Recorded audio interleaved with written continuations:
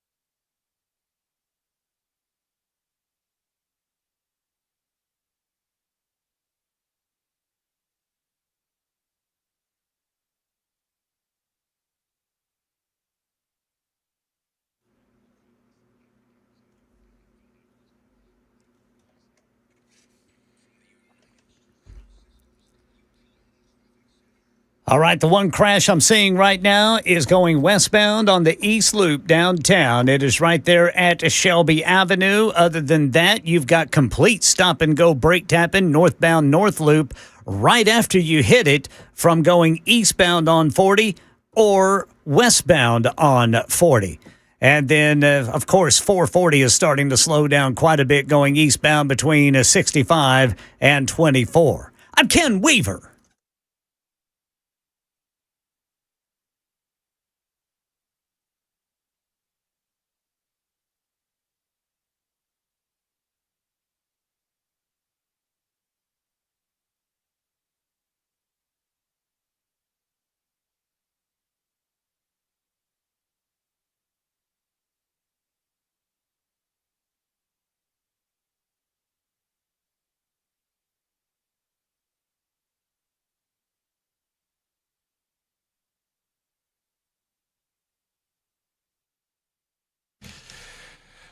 Hello, friends. Good afternoon. Welcome. It is the Matt Murphy Radio Show. We are pleased to have you with us on this Tuesday, August 25, in the year of our Lord, 2026. By now, I'm certain, if you've been around any sort of media whatsoever, you are aware of the passing of the great Dolly Parton at the age of 80. We learned of this a couple of hours ago.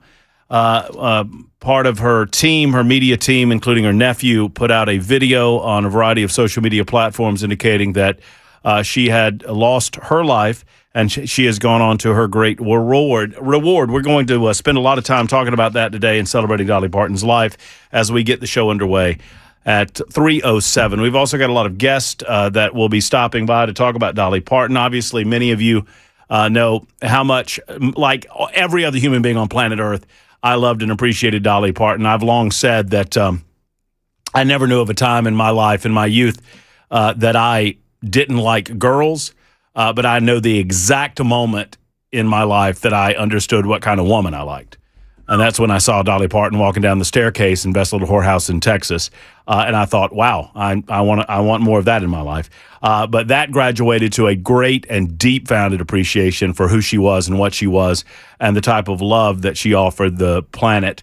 We're going to get into some of that today with Ken Weaver back in News Closet B. Sad day, Ken. Yes, sir.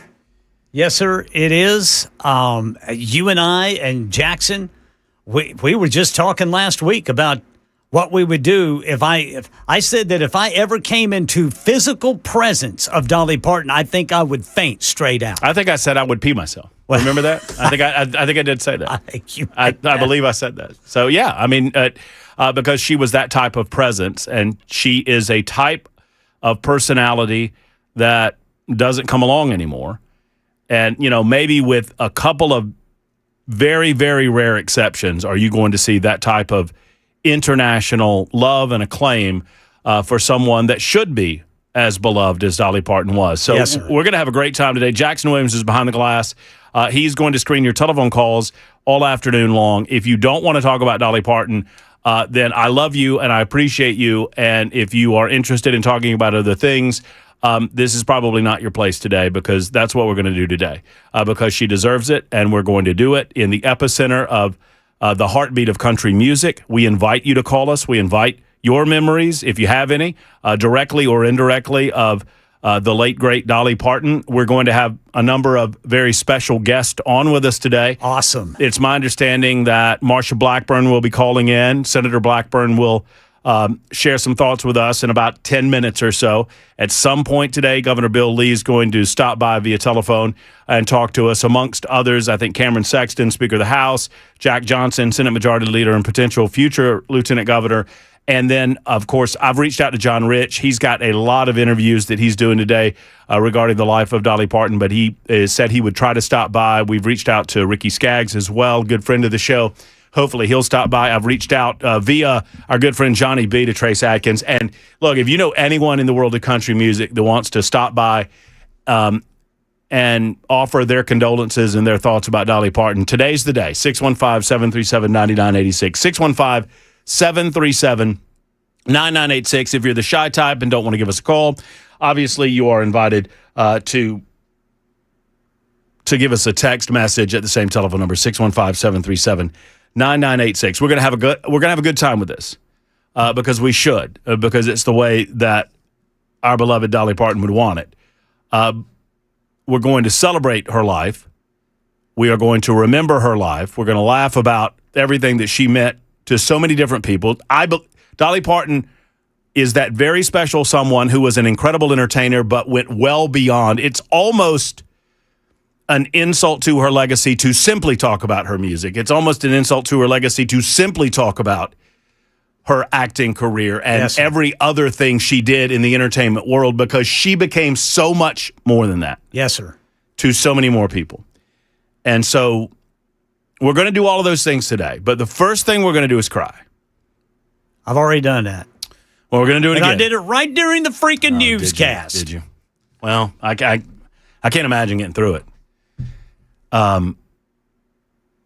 What a radiant woman. Yes, sir.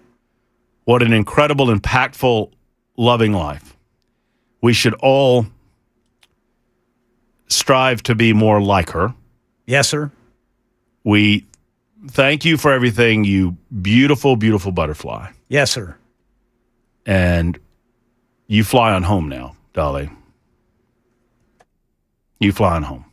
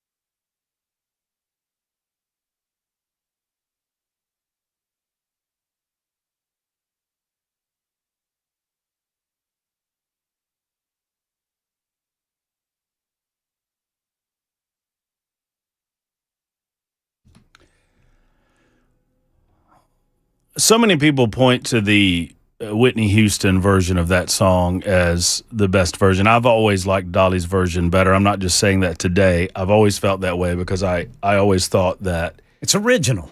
what I always thought was that it expressed the simplicity of love. Yes. It is not a complex song. It is not a complex message. It is a message of love and hope and happiness in even trying times. You know, she wrote the song for Porter Wagner. Everybody that knows Dolly Parton maybe knows that. She did so. Why am I screwing up here? She did so because she needed to leave the Porter Wagner show, and she didn't know how to tell him. She had become bigger than the show. I think everybody, including Porter Wagner, knew that, and she had expressed her desire to move on and do other things previous to writing the song, and she didn't know how else to say it, and so she sat down and wrote that song. You know what song she wrote the same day, Ken? What's that? Jolene. The same day. She wrote I Will Always Love You. Two of the greatest songs ever written in music were written on the same day by the same person, and that person's name was Dolly Parton. And two more different songs you'll never find. Yes, sir. Yeah, they are. Absolutely. I mean, I don't know. One's about a harlot. The other one's just as pure as That's the wind driven. That Yes, is sir. so beautiful. So absolutely gorgeous. Jolene. So Good we're hearing from a lot of different folks today, and we would love to hear from you at 615-737-9986. It's going to be a wonderful opportunity to talk about a wonderful woman. As I said, a radiant woman, and she was a beautiful butterfly, and she flies on to her reward. And that's the wonderful thing about Dolly Parton, is that she was a lover and believer of Jesus Christ, and she has found her eternal salvation. We're going to talk to many people, as I mentioned, including you on the telephones at 615-737-9986. We're joined right now at 17 after the hour by Marsha Blackburn, who is with us to talk about Dolly Parton and everything that she meant for the incredible state of Tennessee. Hey, Marsha, how are you? I am doing well, and you were so right. She really meant so much to our state. And one of the things I always just so loved about her is the way she liked to encourage people to dream big dreams. And Dolly was always dreaming big dreams and coming up with new concepts. And you look at what she did with the Imagination Library. Mm-hmm. And, you know, Matt, she did that to help children learn how to dream, learn how to read, to think bigger than themselves, and putting that book in their hand that would help expand their thought process and their dreaming. And she thought living that American dream was so incredibly important, and aspiring to have that American dream was so vitally important. And I think that Tennesseans look at her and saw her commitment to Sevier County and to Upper East Tennessee, and what she did with Dollywood and bringing jobs into Sevier County, making certain that people had access to not only a job, but also to entertainment, and what that would do to open doors of opportunity for Tennesseans. That was so vital. Look at how that helped to change East Tennessee. And I know she had big plans. I had talked with her team recently, and they were looking at ways to expand entertainment infrastructure. They were working on the Dolly truck stops, and she had rolled out the first one of those. But isn't it just so remarkable and so encouraging that regardless of what people had to say, regardless of what people's opinions were, Dolly kept striving to make things better, to make our world better, to open those doors of opportunity. And I just think she is irreplaceable. What an iconic, wonderful person. And so it's wonderfully said, Marsha. I can't add anything to it other than it's just a wonderful example of someone who had such wonderful talent, had an incredible gift and an incredible ability, but immediately when she had the ability to do so, she turned that back and gave back to the people that helped her along the way and to people that she never even met. I mean, and it was, Yes. I said it a minute ago that it's almost insulting to her legacy just to talk about the wonderful entertainer that she was. That's an odd thing to say, but I feel that way because she was so much more than that. Oh, you are so right about that. When you look at all the other facets, how focused she was on making certain that there were jobs, making certain that there were opportunities, making certain that children had access to education. And we were scheduled to do a children's hospital announcement in East Tennessee tomorrow. That has been delayed, of course. But investing in that access to health care for children, Yeah. she committed to making the lives of Tennesseans better. And I so appreciated that about her, that determination and that commitment. And people seeing her and knowing her background, knowing what limited opportunities she came into the world with, That's right. but how she grabbed every opportunity and then walked through that door of an open door of opportunity and said, "You're not going to stop me. I'm going to get this done." And she continued to share that talent and to share that desire and continued to share her belief system, I think, in such an encouraging and thoughtful way to encourage people to get out there and try to make something happen every single day. It's a wonderful testimony to the woman that she was. Marsha, I so appreciate you stopping by and spending a little time as we are going to spend all afternoon remembering the life and legacy of Dolly Parton. Thank you so much. I'm delighted to join you. Thank you, Yes, and ma'am. condolences to her family. Amen. Thank you. There's Marsha Blackburn, Senator Blackburn, kind enough to join us today, and we'll talk to a lot of you. I've got Alan and Moline. Is that right, Moline? And Tammy and Rick and Kevin and Freddie. We'll get to each of your calls. A lot of different folks calling in today to talk about Dolly Parton. We've got a lot of different stories to tell you as well. I never had the opportunity to meet her. Y'all know how much I love Dolly Parton. My love of Dolly, I'm well on record as stating, I can't say it this way anymore. I always said that the finest human being walking the face of the earth, and it's not even close, is Dolly Rebecca Parton. And we have lost her at the age of 80. 23 after the hour on Super Talk.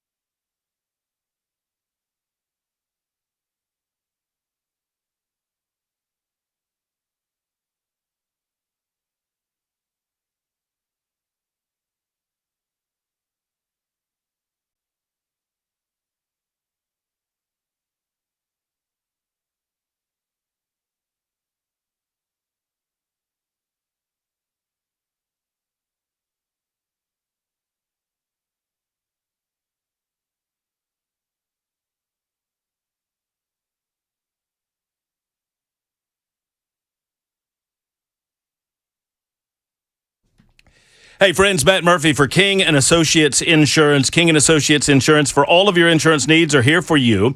And I would invite you to give Emery or one of the team members a call and talk to them about what they can do for homeowners and your automobile insurance. Because when you combine those two things, they can save you a lot of money as a result. Whether you're a first-time homeowner, a growing family, or shopping for better rates, they make it simple with no pushy salespeople, just honest advice, personalized service, and policies that actually make sense for you and make sense for your family. It's King and Associates Insurance. Call Emery today. They work for you. They don't work for the big insurance companies. tkinginsurance.com. That's the website. Letter T, kinginsurance.com, or 329-8121 for King and Associates Insurance.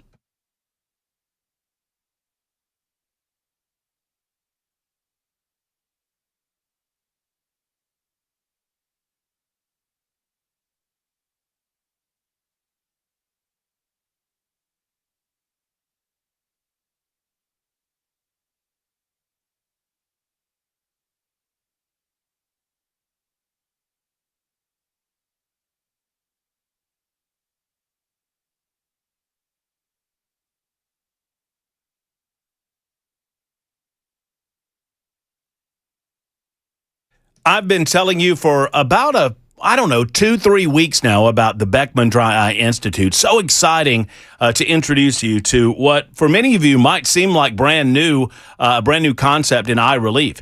Ocular surface disease is a real thing. Dr. Catherine Beckman's been studying this for well over 3 decades now. She doesn't dispense glasses or contacts or do your annual eye exam. She does one thing and one thing very, very well.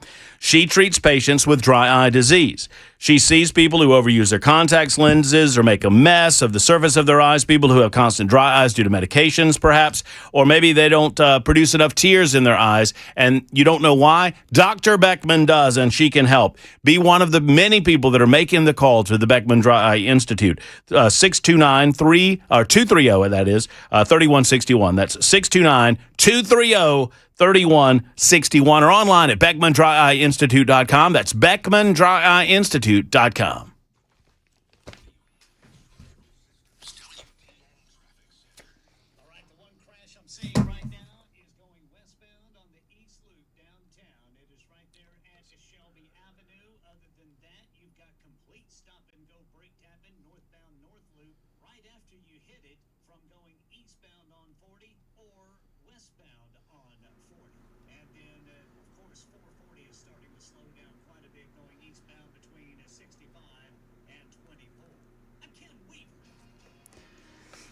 Dolly Parton passes away. We got a full report coming up. Also, authorities in Middle Tennessee investigating an officer involved in shooting. Federal agents fanning out across Middle Tennessee County and city, I should say, as part of an illegal gambling investigation. Coming up at 3:30 on Super Talk 99.7 WTN.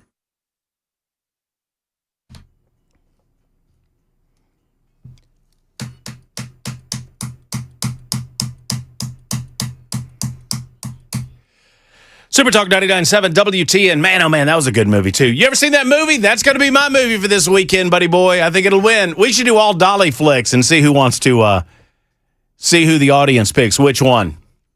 There's 9 to 5, Best Little Whorehouse in Texas. Steel Magnolias. What was that movie with Sylvester Stallone? That was not a good one. Oh, it wasn't a good one. Rocky. What was it called? Rhinestone? I want to say it was called Rhinestone. I think you're right. Remember the one? Dolly and Sylvester Stallone in that thing? Oh. She also did one later on. She was a talk show host. She was like a Loveline type talk show host. And I forget what that one was called. But man, this one with when they strung up. Ken, you remember this movie? Which one? 9 to 5? Oh, yes. When they strung old Dabney Coleman up with the... Dabney Coleman, one of the greatest character actors of all time. And he was the boss, and they accidentally killed... Well, spoiler alert, they accidentally tried to kill him. Yeah. And then he found out that they accidentally tried to kill him, so they had to kidnap him to keep him from blabbing, and they kept him in a room in his house. They had him hooked up to an automatic garage door opener. Where if he tried to get out of line, they'd hit the button, and he would just be hanging there in the middle of. And man, his character in that was terrible.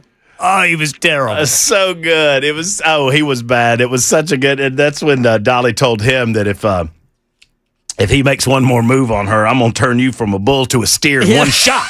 Don't think I can't do it. All right, your telephone calls on the way, 615-737-9986. Freddie, you are next up. Hey, Freddie, how are you? Hey, I'm doing fine. It's just a sad moment today. It is. And I never met Dolly, but I always knew that the time when she was born to the time of Expiration Day, she was doing something, and she was doing something with God.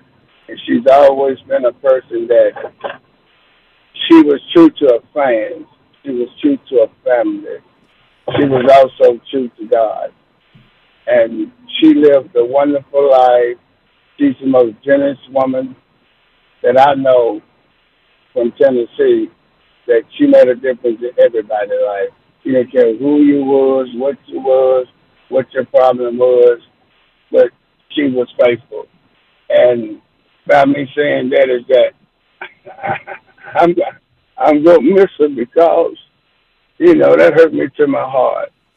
And I just want her to continue to, while she's in heaven, I want her to continue to do the great things that she did down here for Tennessee and all the other people all over the country.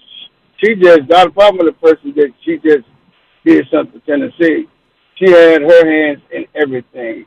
And you know why? Because she loved everybody. She wanted peace. She never got into politics, but she was a person that, one of these things is that people don't remember what you say. People don't remember what you do. But she was the kind of person that always made what you feel. And That's really well. That's well spoken too. Yeah. And I'm going to live with that. But darling, we will always love you. Your fire will always be burning. And may peace be with you. And may God take care of you for the rest of your life. Well spoken, Freddie. Thank you so much for that telephone call and those great words. We'll continue in a moment. 31 after on Super Talk.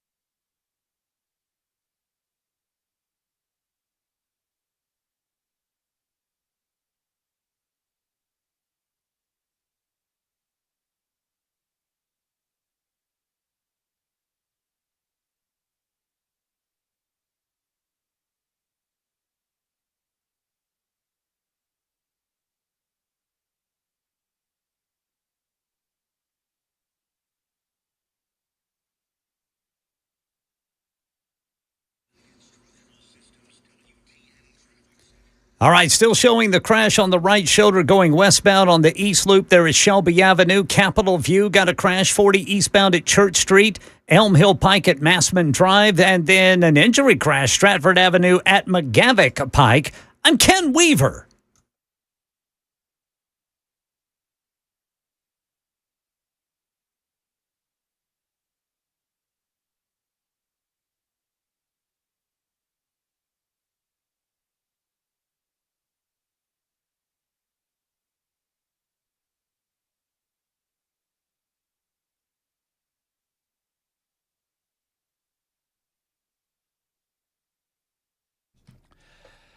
I learned a quote from legendary coach Lou Holtz, and I learned that quote from Aaron Stokes. The quote is as follows. Before people spend money, they ask 3 questions. Can I trust you? Are you committed to excellence?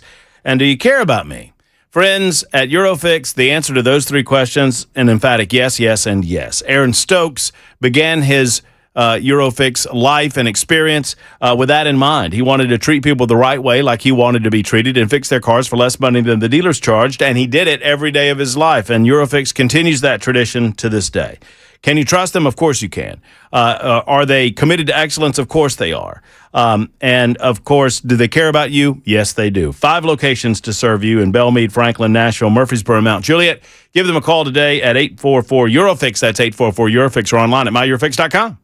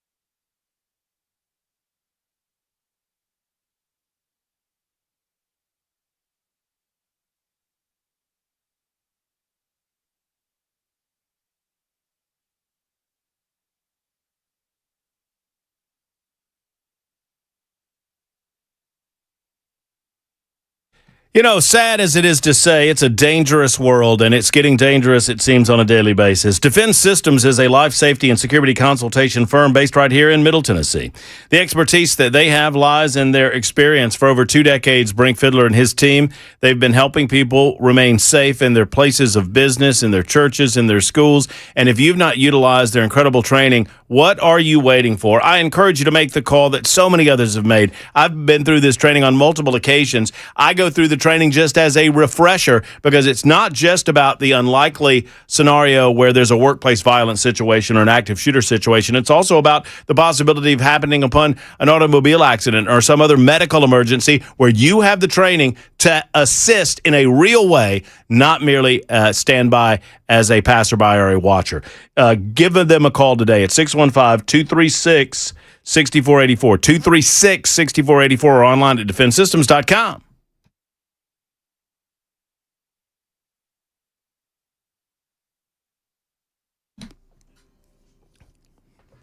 Bum, bum.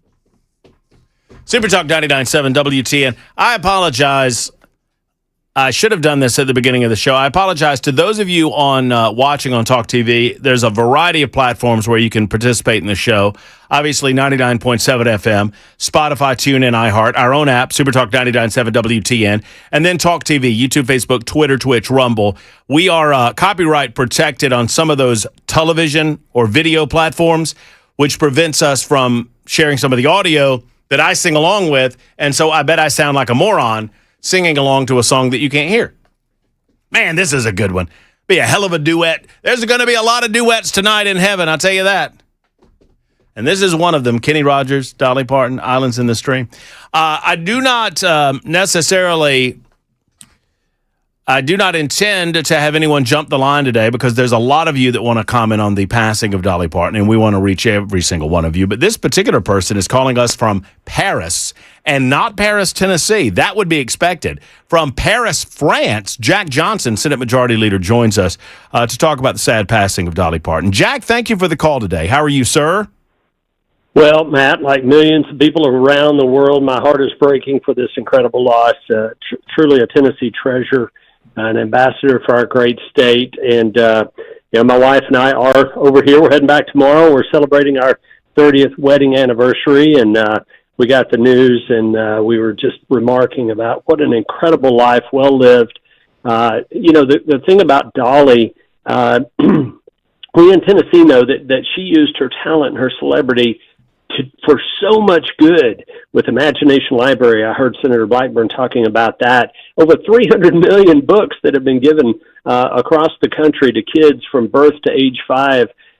She was a philanthropist. She was a great businesswoman, and obviously an incredible talent. And it's just a loss that, I'm so glad that you're dedicating this show to her memory and her legacy, because it is very well deserved. Well, and I will say this more times than people will want to hear today as we reflect on the memory of Dolly Parton. But, if you just set aside any one of the things that she did in her life, she would be an absolute international superstar, whether it's songwriting, her work as a singer, her work on stage, her work on the screen. But then you take her philanthropy and what she did as a businesswoman, apart from everything else, and it's an amazing life and an amazing career. You could say this about Dolly. So well said, Matt. Had she just devoted her time and energy to any one of those particular focuses, she would have been successful. If she had been in the business world, she'd have been successful. Obviously, as a songwriter alone, she wrote such incredible songs. And I know that your audience knows that, and they're familiar with her music. Go listen to the lyrics that she wrote. Coat of Many Colors. Mm-hmm. You mentioned Jolene. I Will Always Love You. 9 to 5. These are songs that she wrote. She would have been one of the top songwriters in Nashville if that's all she did, is just write songs. But then you add on top of that her incredible voice, her ability to communicate a song, the emotion that she could put into songs that she wrote, as well as songs that other people wrote. And by the way, she was a great musician too. Right. Oh yeah, she was a great guitar player. She could play banjo. Just the talent that this lady had, coming from abject poverty in Upper East Tennessee and becoming what she did. It's just such an incredible life. Well, listen, thank you for being willing to spend a bit of time with us from way over in Paris, not Tennessee, but Paris, France. And congratulations on your anniversary trip. It's well deserved. I appreciate you giving us a couple of minutes remembering Dolly Parton. I know that state officials will be in conversation about how best as a state to honor Dolly Parton, and we'll talk about those matters as you guys get those things figured out, because I'm certain that we're going to honor her in the right way as we move forward with the news and move forward with the tributes as we celebrate the life well lived. Absolutely, Matt. We will be doing that. And again, thank you for paying tribute to a Tennessee treasure, someone that will be remembered for generations to come. Thanks, Matt. Thank you, Jack. There's Jack Johnson joining us for a few moments. It was in anticipation of her 80th birthday, she released a new live version of her song, Light of a Clear Blue Morning. And she had a bunch of different artists that did some work on that. And then it was March of this year that she made an appearance. She had a health scare, but she made an appearance at Dollywood during the 41st anniversary celebration. And then she, I think she made an appearance at her Dolly travel stop, which that travel stop's been there for a while. I used to stop there when I was driving back and forth from Nashville, Goodlettsville to Birmingham before we got the move made permanent, and I was going back and forth. And I would stop at exit 22, and it was the Tennessean travel stop, but now Dolly's travel stop, obviously, and just one of the many, many ventures that she entered into as a way to give back, and not as a way to earn more money, but as a way to give back to the community, to make sure that the people in Tennessee, had, places to work, good places to work. I mean, Dollywood, what a great example of that. Well, and you remember what Senator Marsha Blackburn told us? There was to be an announcement tomorrow about her involvement in a children's hospital in East Tennessee. How about that? I mean, to the last moments of her life here on earth, she was giving back to the people that she cared about so much. Everyone. She cared about everyone, but especially those of us in Middle Tennessee. Over in East Tennessee, we are joined by Congressman Tim Burchett, who obviously is well familiar with the life well lived that was Dolly Parton. Congressman Burchett, good afternoon. How are you, sir? I'm well. Thank y'all so much for having me on. Well, we're remembering the life of Dolly Parton. Just talk to us about what you believe she meant to Tennessee, to the United States of America, and truly to the world. Well, I was glad to see that President Trump ordered that the flags all around the country to be at half staff today at 6 o'clock and for a week. I think that's very, very suiting, and it's very appropriate for somebody like Dolly Parton. She, as you mentioned, they actually changed the name of the Children's Hospital there in Knoxville. During my Evel Knievel phase, I spent a lot of time in their emergency room, and my daughter got run over by a horse a couple years ago, and that's where the ambulance took her to get healed up. And you just can't say enough about the community that she represented. I think one thing she did, though, she never changed her accent in her country ways, and I thought that was pretty cool. I've always admired her one-liners, and how she'd say it's expensive to look this cheap and things like that. And she said one time, they said they think I'm a stupid blonde, and I'm not either one. And I always thought that was funny. But I remembered as I was a freshman congressman, and I saw the security detail outside of the Capitol one day, and I knew somebody was coming in. It wasn't Dolly, but it was King Abdullah,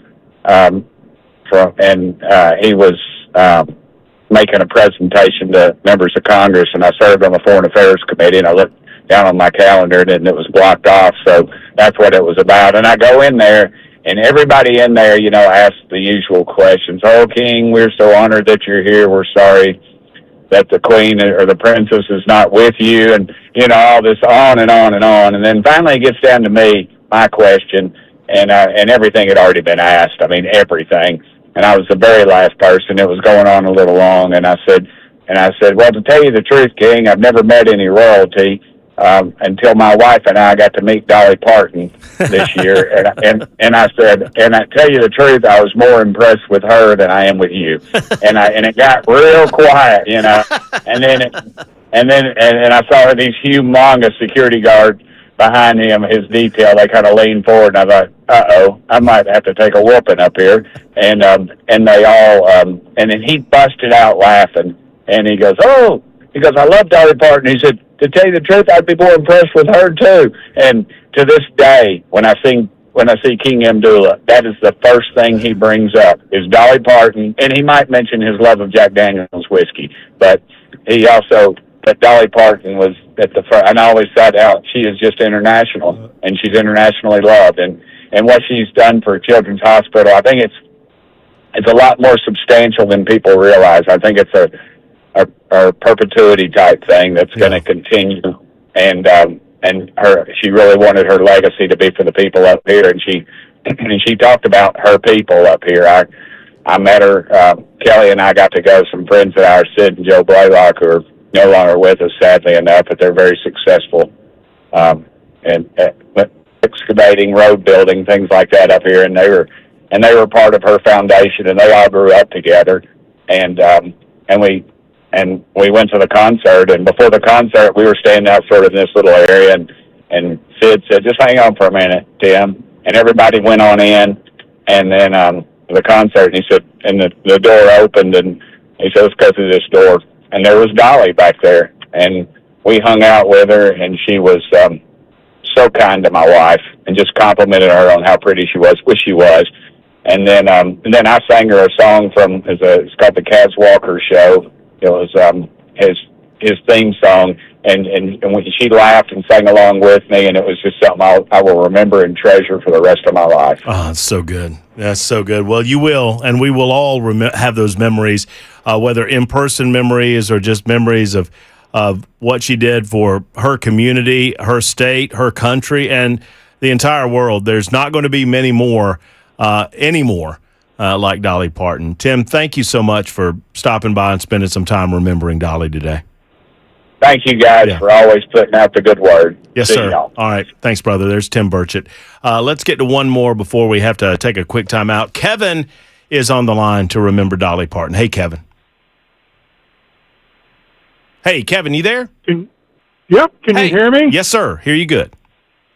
I am 60 years old, and my first time ever been on the radio. Well, Kevin, I'm so glad you decided to call us to remember Dolly Parton. What's on your mind? Well, you got me. The thing is, you got me. I love listening to your station. I love listening to you, mostly, except don't let it go to your head. Well, thank you, Kevin. But I was sitting here, and you were talking about how you were going to do tribute, and people keep their crying or whatever, and I'm like, I'm 60 years old. I says, I'm the only people I ever cried for is my family. There's no way I'm going to cry for Dolly, Driving along, and all of a sudden you played that song. And you got me. Got a little dusty. Yeah. Got dusty in the studio, too, Kevin. You know what I mean? I see what it did, and I think the world of Dolly. I mean, I'm a classic rock person, but I've always thought the world of Dolly and Hank Williams and all them other ones. But I want to especially say thank you to Dolly, and she is the Queen of Tennessee, really. Well, no question. Yeah, I mean, no question. I don't know that the moniker Queen of Country Music's been taken. I suppose maybe, there's the First Lady of Country Music. I mean, I don't know. I don't know what you would call her, but, I mean, she is 100% on the Mount Rushmore of country music and in all of entertainment for my money. No question about it. She ain't even got to be country music. She's a queen. That's right. She's done a lot for this state. I mean, I moved here from New York to where I've never heard conservative people talking on a radio, 6 years ago because of a job and grandchildren, and I love the state of Tennessee, and I've learned a lot about it in 6 years, and no, I'm not a Democrat, and that's why I love your station. Well, Kevin, I'm glad that you decided to make us the first telephone call that you've made to a radio station on air. I appreciate that. I'm glad that it happened as a tribute to the one and only Dolly Parton, and I hope you don't make it your last. No, but please don't play that song again. No. We're maybe toward the end. I can't make any promises toward the end, Kevin, but we will not do that. For the foreseeable future. We're going to celebrate and have a good time with Johnny and Rick and Tammy and Moline and Alan, not necessarily in that order, at Super Talk 99.7 WTN.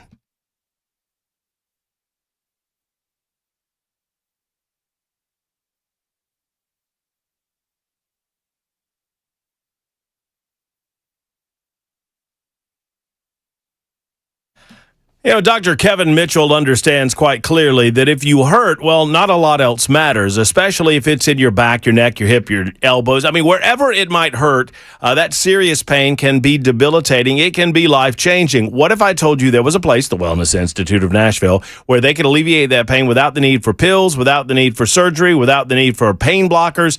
It can be on your doorstep. All you have to do is make the call. All you have to do is make the appointment. That's on you. But after you do that, Dr. Kevin Mitchell and the rest of the team, they're going to get to work alleviating that pain. 615-246-5009. That's 615-246-5009. Or go to painisbad.com. Painisbad.com. Friends, they have my seal of approval for a reason, because they've alleviated my pain. My lower back pain is gone now. Thank you to the Wellness Institute of Nashville. Painisbad.com, or give Dr. Kevin and the rest of the team a call today for those modern techniques. They can help you alleviate that pain without having to rely on surgery, pills, or needles. 615-246-5009.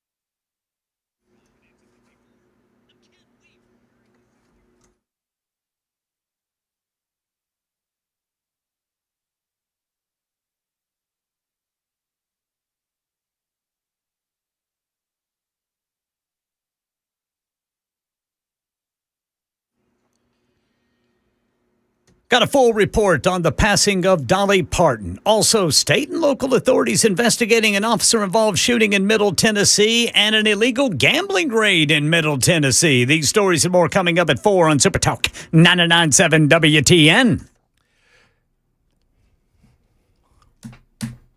Thank you, Ken Weaver.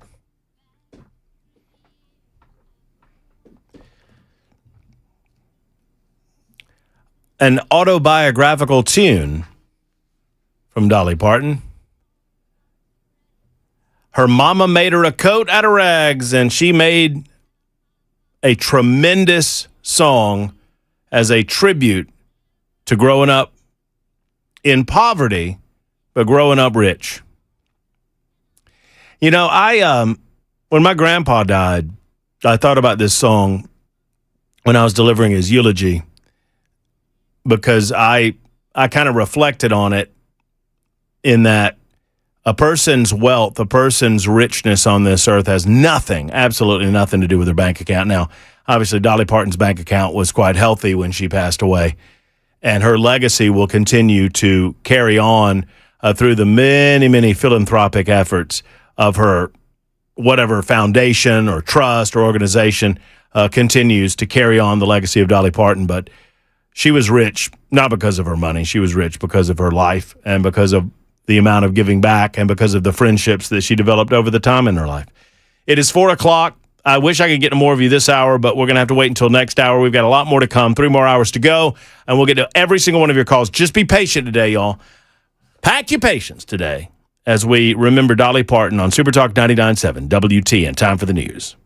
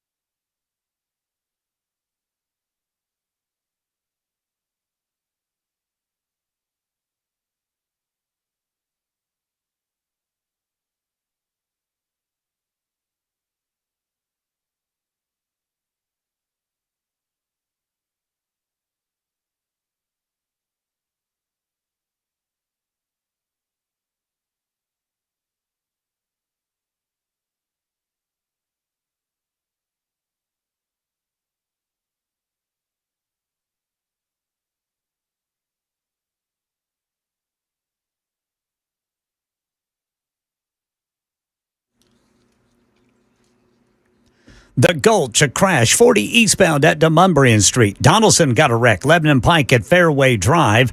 Antioch got an injury crash reported on Harding Pike. Then at several roads there, that may be a typo there. I'm not sure about what the exact location is on the Antioch crash there. I apologize for that. In Madison, we've got a crash east Old Hickory Boulevard, west of Larkin Springs Road. Harpeth River injury wreck, Highway 70 south at Charlotte Pike. And in Williamson County, Paytonsville, 840 westbound before Paytonsville Trinity Road, exit 34. I'm Ken Weaver.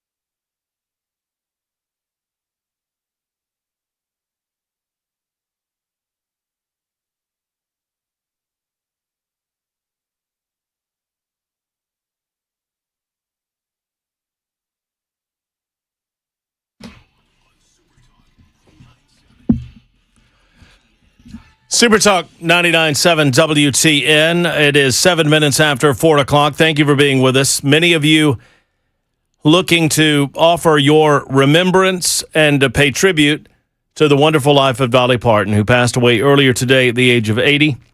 Very, very sad. We've been remembering her and will throughout the course of the day, already hearing from a number of you. Heard from Jack Johnson, Senate Majority Leader over in Paris, France. He was over there celebrating his anniversary with his lovely wife. Heard from Senator Marsha Blackburn. Also heard from Tim Burchett, Congressman Tim Burchett, and many of you on the telephones. Equally important to hear from all Tennesseans right now, to include our next guest, Cameron Sexton, who is the Speaker of the House, joins us to talk about the life and legacy of the one and only Dolly Parton. Cameron, thank you for calling in. How are you, sir?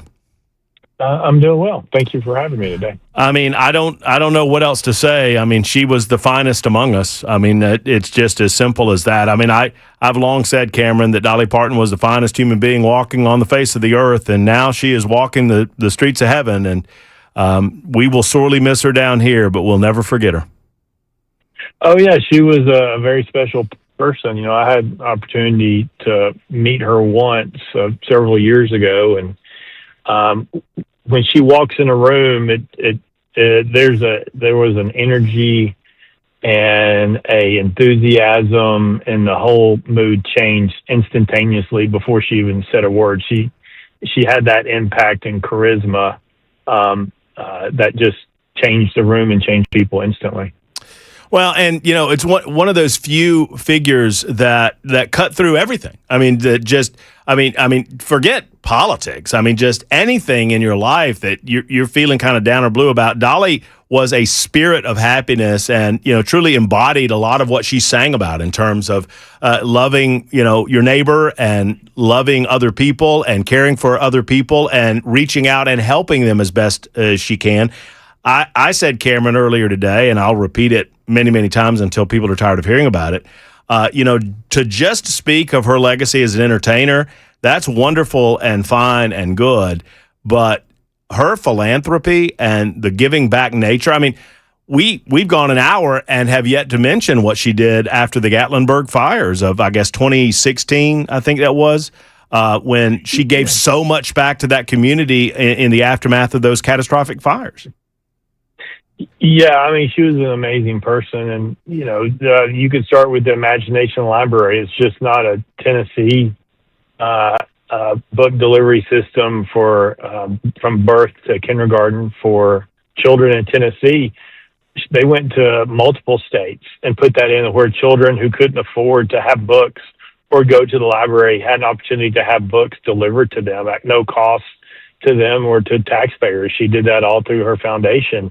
You know, at Dollywood in Sevier County, she always had Sevier County free days. If you lived in Sevier County, regardless, you got to go to Dollywood for free because she knew not everybody could afford it. Yeah. You know, she was always looking out for others before she was looking for herself. And I think people identify with that. They identified with her music. They identified with her personality. And people loved her. And, you know, people loved her who never met her. And I think that says a lot about the person that she was. Cameron Sexton, our guest, Speaker of the House of the State of Tennessee General Assembly. I mean, obviously it's very early. I don't mean to ask the question prematurely, but it begs the question to be asked about honoring Dolly Parton in her life, in her legacy. I mean, any initial thoughts on how best to do that as a state? Will that happen at some point between state officials and her family? What are your thoughts, Cameron? Well, we've tried to do that over the years, name things after Dolly, do other things for Dolly, and she was always very kind and respectful, but always declined. Yeah. And so if there's anything that be done, I'm sure we will talk to Dolly people, foundation, family members, to see if it's okay with them before we go do something, because she never really wanted the spotlight. She never wanted to have things like that. And so I'm sure we would love to, but we also want to be respectful to the family and keep with them what Dolly would want to have happen and have those conversations. All right. I'll put you on the spot. Favorite Dolly song, Cameron? Well, I mean, there's a ton. Jolene is obviously one, right? It's just a classic. I would say 9 to 5 because who could ever make up a song and play it on their fingernails to the tune of exactly how it would sound when it got put to music, right? I mean, it was fascinating watching the documentary about her talking about it and her playing her fingernails to the song to come up with the lyrics. It was fascinating. Oh, yeah, that's good. That's great. Well, Cameron, thank you for taking time out of your day to give us a call and remember Dolly Parton. I mean, what a wonderful Tennessee and the best of us, and just a great tribute to America and what you can do with talent and tenacity and hard work and imagination. And I appreciate you spending some time with us. Oh, thank you, Matt. All right, take care. There's Cameron Sexton joining us for a few good moments. Now your telephone calls as well with Tammy, who is next. Tammy, thank you for your patience. How are you? I am great. Thank you very much. I'm a first-time caller here. Absolutely love your show. Thank you. I was an educator here for 44 years in mainly Williamson County, but I have a sweet story. I have to say I grew up with Tim Burchett, and he was one of my dad's best friends ever, and my daddy owned a service station in Knoxville, and Dolly was 17 years old, and Kaz Walker, who he mentioned, had this show, and they came into my daddy's station, and Kaz Walker said to my dad, LB, you come on in here, I want you to meet the next star. And he got in the car, and he said, nice to meet you. And she was all ragged, just in her plain little clothes, and about 17. Mm-hmm. And then, years later, I was a teacher, and she came to our school. Her niece actually attended the school I was taught at.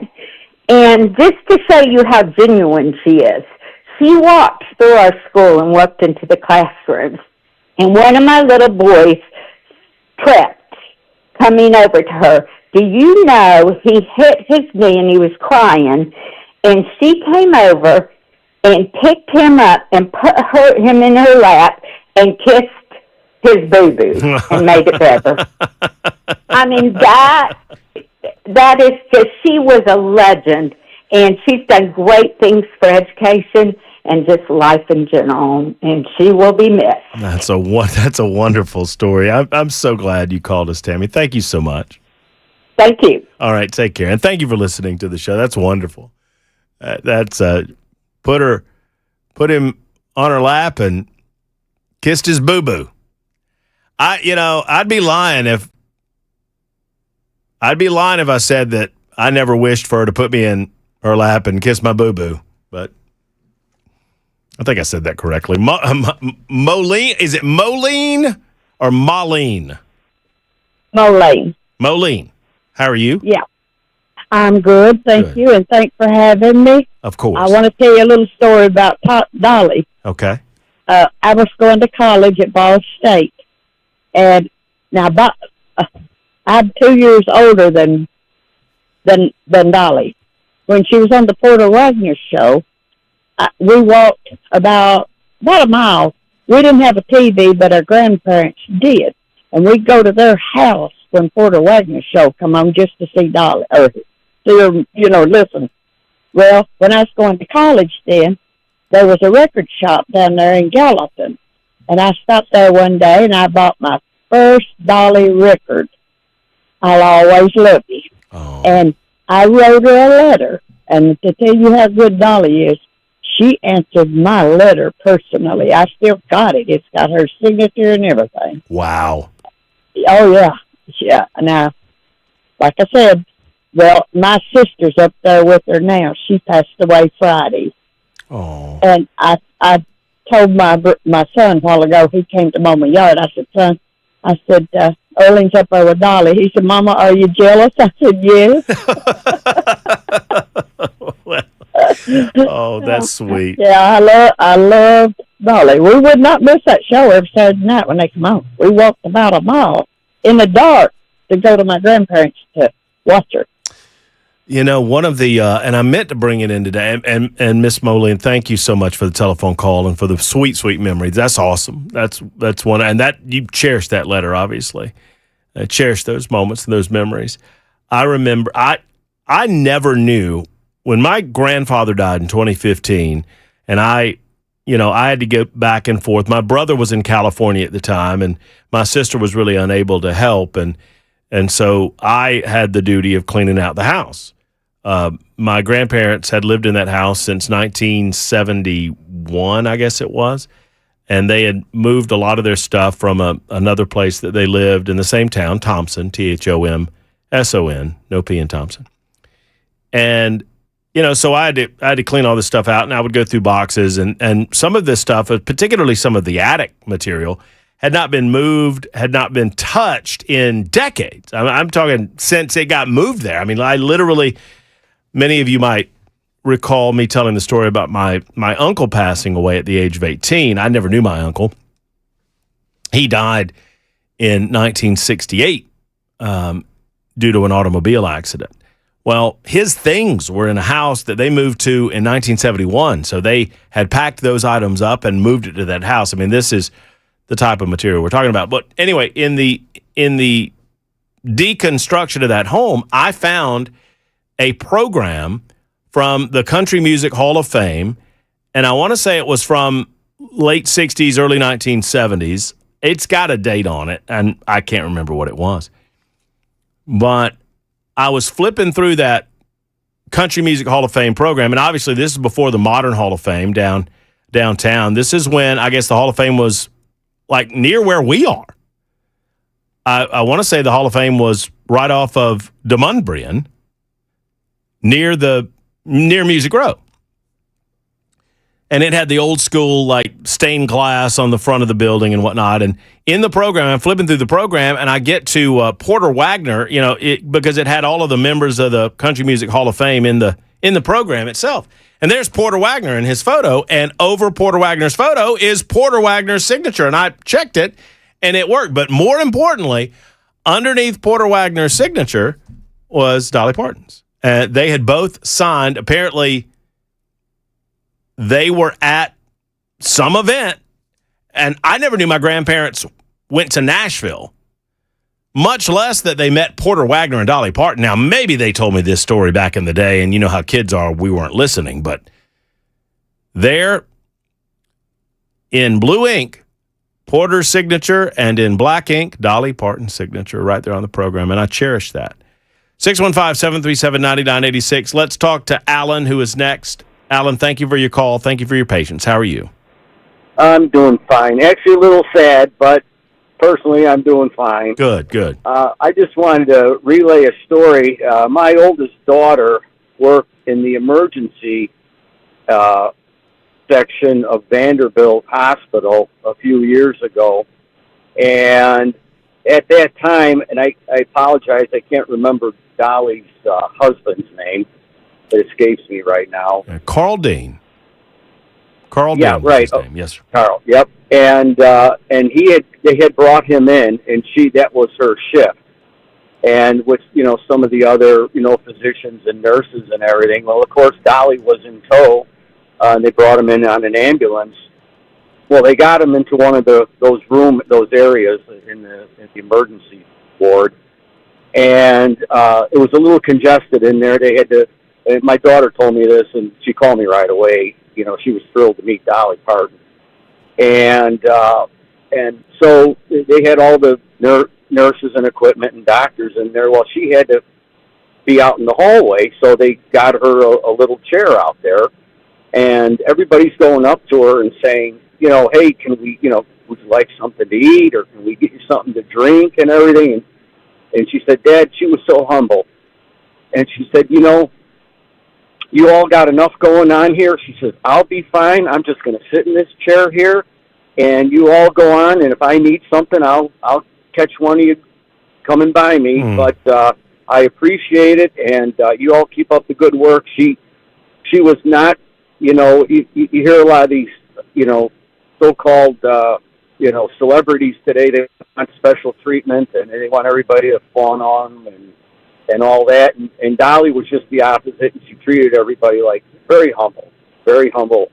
And I just thought the listeners might get, a sense of how she was, just in meeting everyday people and going on, like everybody else does. But I just thought that was really a testimony to what kind of person she really was when, the lights aren't on her and the cameras aren't rolling and all that kind of thing. No, that's a great story, and so many of those stories. But that's a good one, Alan. Thank you so much for the story. Thank you for the call, and thank you for listening to the show. I've long said before his passing, I guess Carl Dean died a little over a year ago, March of 2025, and so Dolly survived and outlived him by a little over a year and 5 months or so.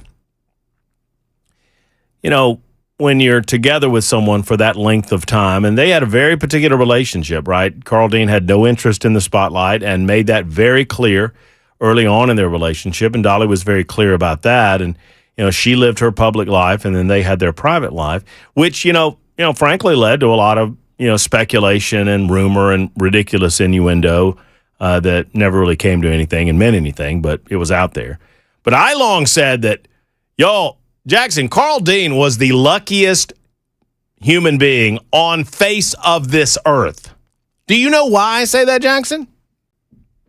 Do you know, Ken, do you know how Carl Dean met Dolly Parton? I do not recall.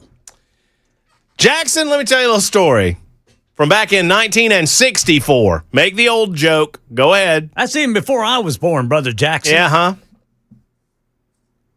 No, nothing. Matt was in high school, nothing like that. Not gonna give us one of those today. Oh no, you were in your grad school, right? The day that Dolly Parton moved to Nashville, she was 18 years old, and she needed to do some clothes.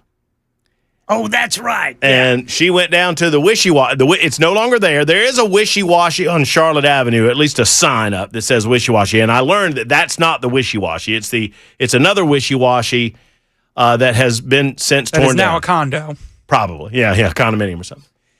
And as the story goes, Carl Dean was doing laundry in the Wishy-Washy, and this very, very pretty young 18-year-old was doing laundry in the Wishy-Washy. And Dolly told Carl's version of the story, or maybe he told it at one point. But he said that he had his white pickup truck, and he had finished up his laundry, and he was talking to this very nice young lady. And then he gets his stuff. I mean, imagine this. You're getting in you've just met, Dolly Parton. And she's not Dolly Parton. She's just a beautiful young lady, and you struck up a good conversation. He's in the truck, and he said he's pulling out of the parking lot, and something in his head was like, "Where are you going, you moron? You just met it." And so he said he turned around and went back and parked and went back and kept talking to her while she did her laundry. All right, we'll see you later. Right. You know what I'm saying? Go home now. Yeah, right. Oh, very nice to meet you, ma'am. I'm just going to go on home and never see you again. It's like, what are you doing, you idiot? And he turned his truck around, and 2 years later, they were married in Ringgold, Georgia. And the rest, as they say, is history. It's 26 after the hour on Super Talk.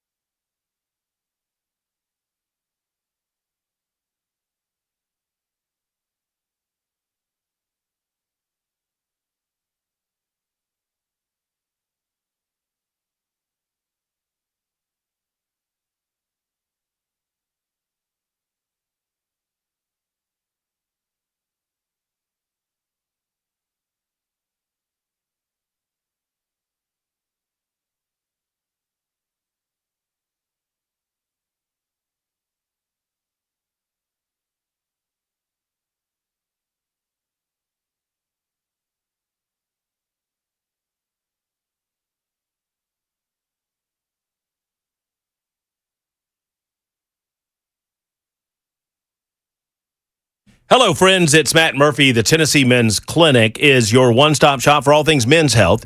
Obviously, they focus in on men's sexual health. And at the qualified Tennessee Men's Clinic locations, 4 separate locations, they have qualified urologists there to capably assist you. How? They'll get a little blood work. They'll talk to you. They'll ask you some questions and get some answers about your energy levels and how this has perhaps manifested itself in your life.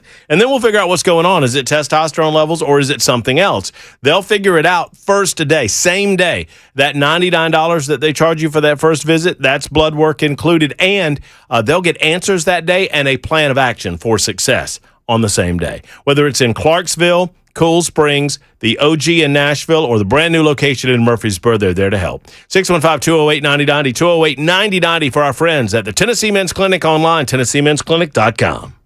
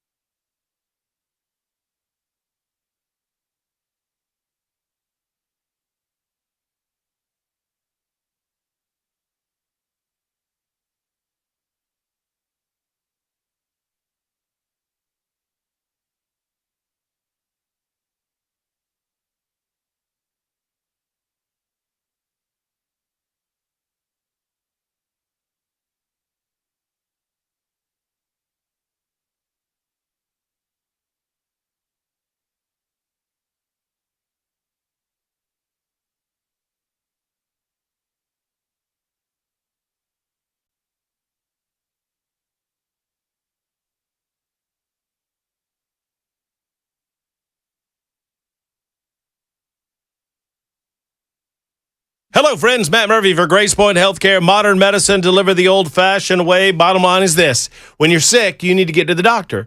And if the doctor, tells you, oh, yeah, we can see you. It'll be a week or two. What are you talking about, a week or two? I'm sick right now. At Grace Point Healthcare, they don't believe in it. They'll get you an appointment scheduled very quickly. And then when you get to the office itself, you don't have to wait in the waiting room either. They don't believe in it. At Grace Point Healthcare, they are truly modern medicine delivered the old-fashioned way in a direct pay format. That means that you pay Grace Point, and you can file with your insurance company for reimbursement. Why is this advantageous to you?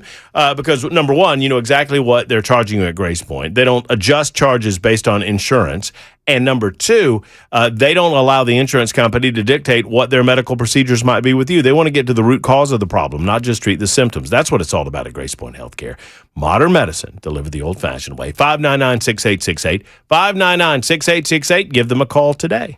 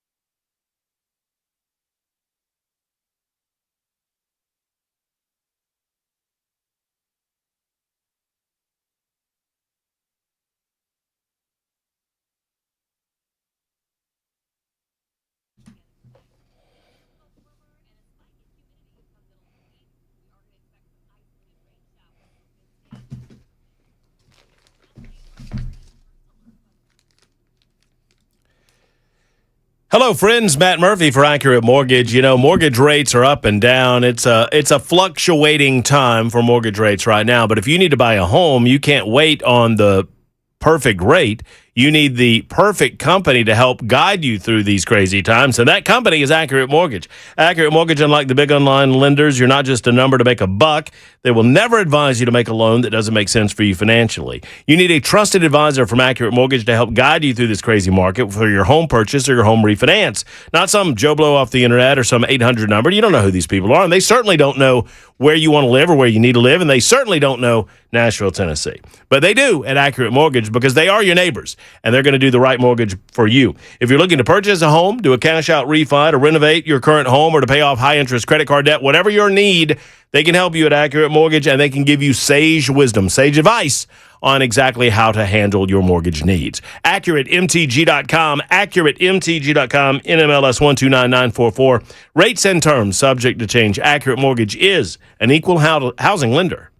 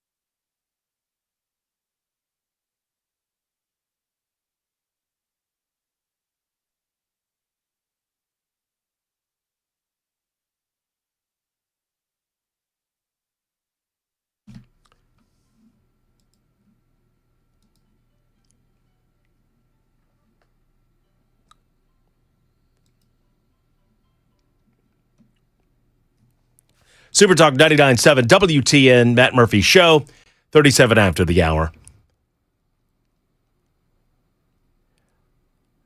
What a fabulous voice, what a fabulous entertainer, what a better person. Dolly Parton passing away at the age of 80. A lot of folks calling in to remember Dolly. We are exclusively talking Dolly today on the Matt Murphy Show. We can set aside everything else for another time. And we are honored to be joined in this conversation by the great governor of the state of Tennessee. Governor Bill Lee is with us to remember the great Dolly Parton. Bill, good afternoon. Welcome in, sir. Hey, Matt. Thank you for having me on certainly an important day in our state. It's everybody's got just a little bit of sadness in their heart today. Yeah. But kind of sad. I don't mean to interrupt. Dolly Parton. She's Tennessee's favorite daughter. We just lost her, and it's a hard day for everybody. I was going to say, it's a weird thing because we all knew where Dolly was in her heart. We know her relationship with the Lord and Jesus Christ. It's kind of sad for us, but in a way, I miss her. We cherish those moments. We're all going to cherish those moments, whether we ever met her or just knew her via her music and her philanthropic work. But it's also wonderful that she's back together with Carl and so many of her family members in heaven. We're going to be sad today, but it's wonderful to know what a wonderful legacy she leaves behind, Bill. Yeah, you know what? When you think about how important her faith was to her, what you say is so true. And,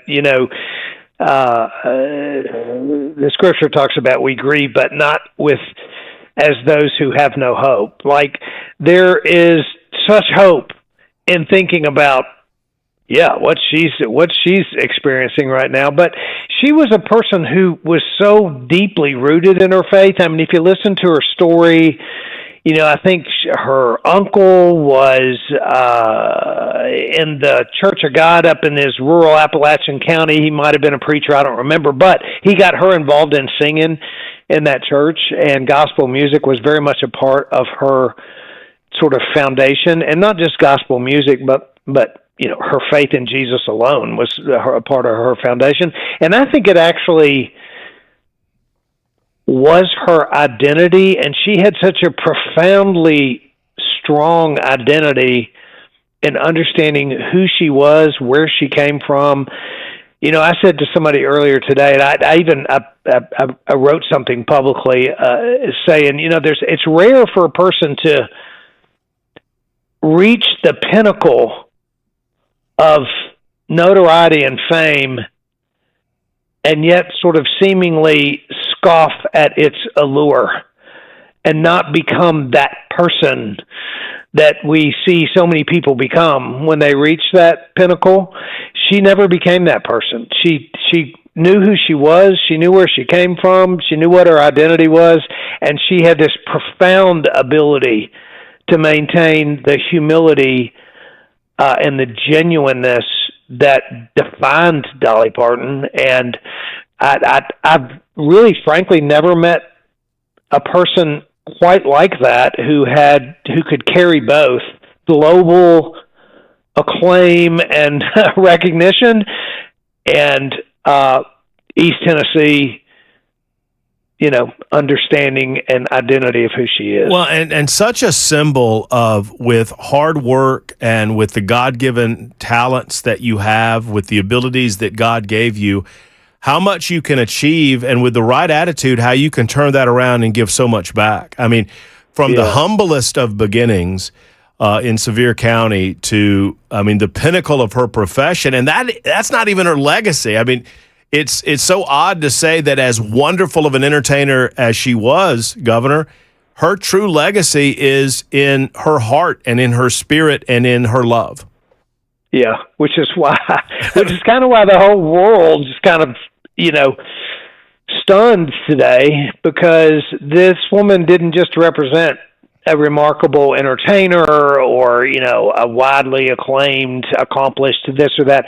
There was something about her heart and her spirit that none of us want to lose. You don't want to lose that kind of a person from the world because of, it's interesting in a politically divisive world and all the stuff that we are all so familiar with that goes on in our society today. It's really unusual to have a person that you can't really find anyone who doesn't love her. I mean, she's not one who is criticized or, somehow people find a way to kind of come at a little bit of anybody who's publicly known, but not Dolly. And you kind of got to ask yourself, why is that? She had that heart and that spirit that transcends all of the rest of it. And I think that's why people are sad, because there's not many people that bring that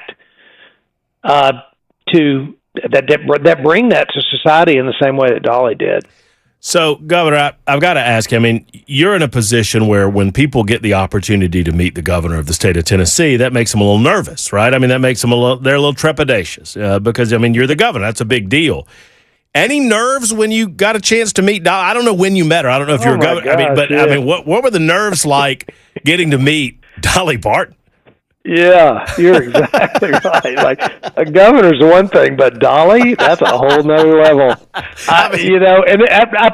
If you had asked me before today even, and people have asked me, like, kind of what's the coolest thing you've done as a governor, hands down, it's meet Dolly Parton and sit down and have dinner with her.